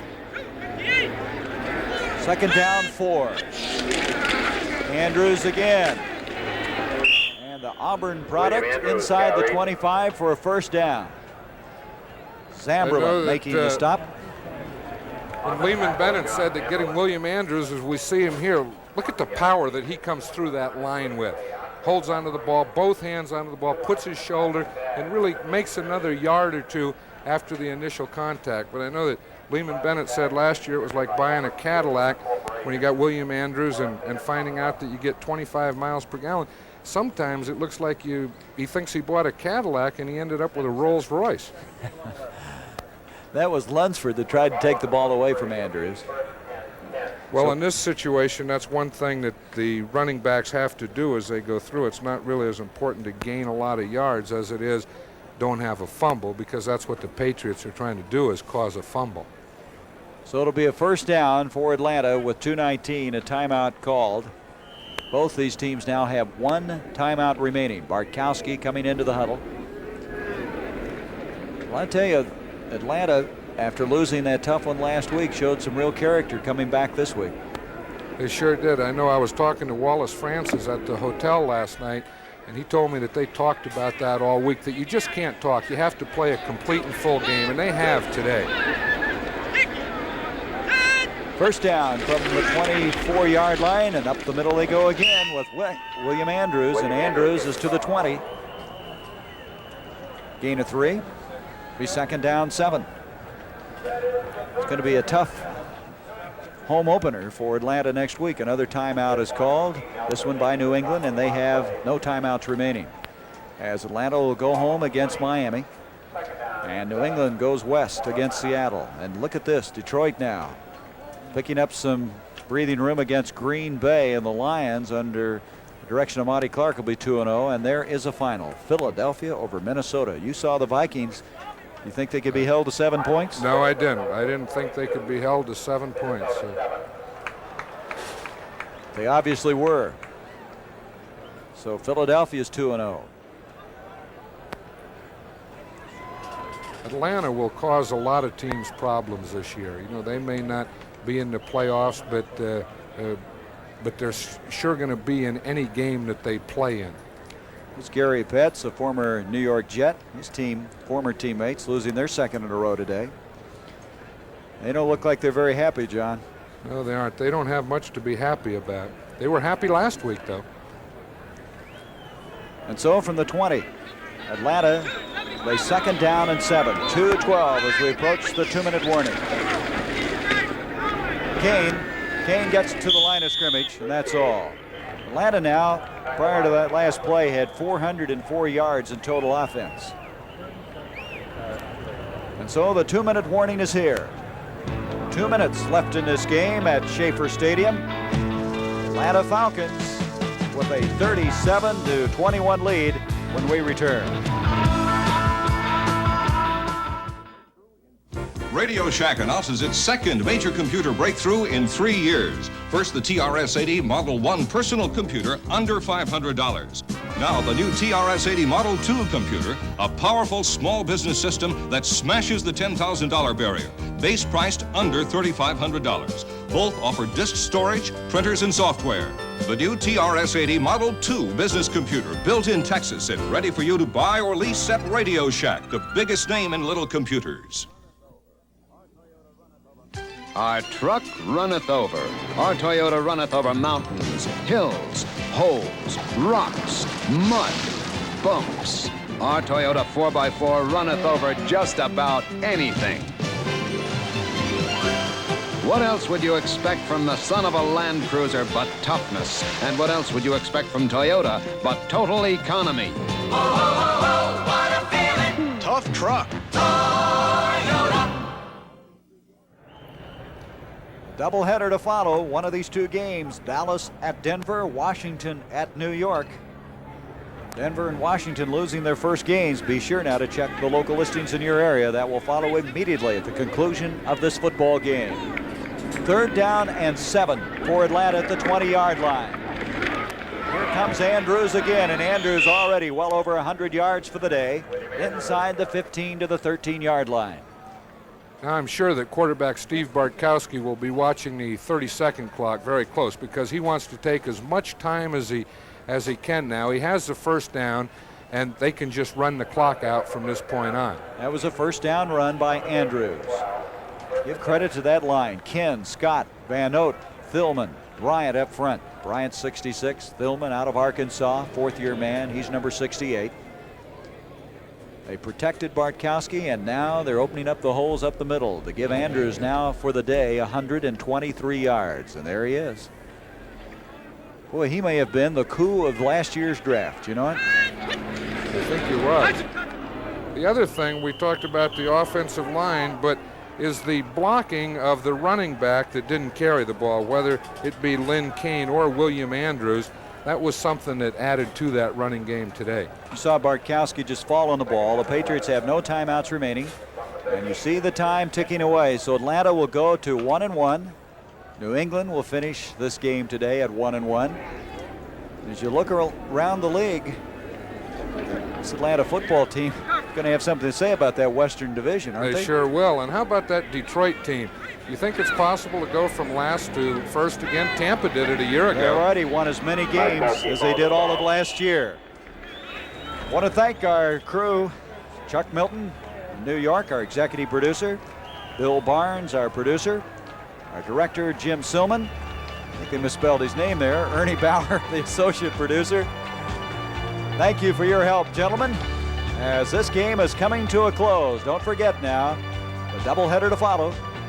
Dallas at Denver or Washington at the Meadowlands against the New York Giants. The CBS doubleheader on this second week of the 1980 season. Well, John, an impressive win for Atlanta. It sure was, and I think that they've answered a lot of questions today. Bartkowski probably had one of the best games that he ever played. Junior Miller established himself as a starter and a real threat on this team, and the improvement of the defense. And there's your final. Atlanta 37, New England 21. For John Madden, I'm Gary Bender. The NFL on CBS will continue after this word from your local station.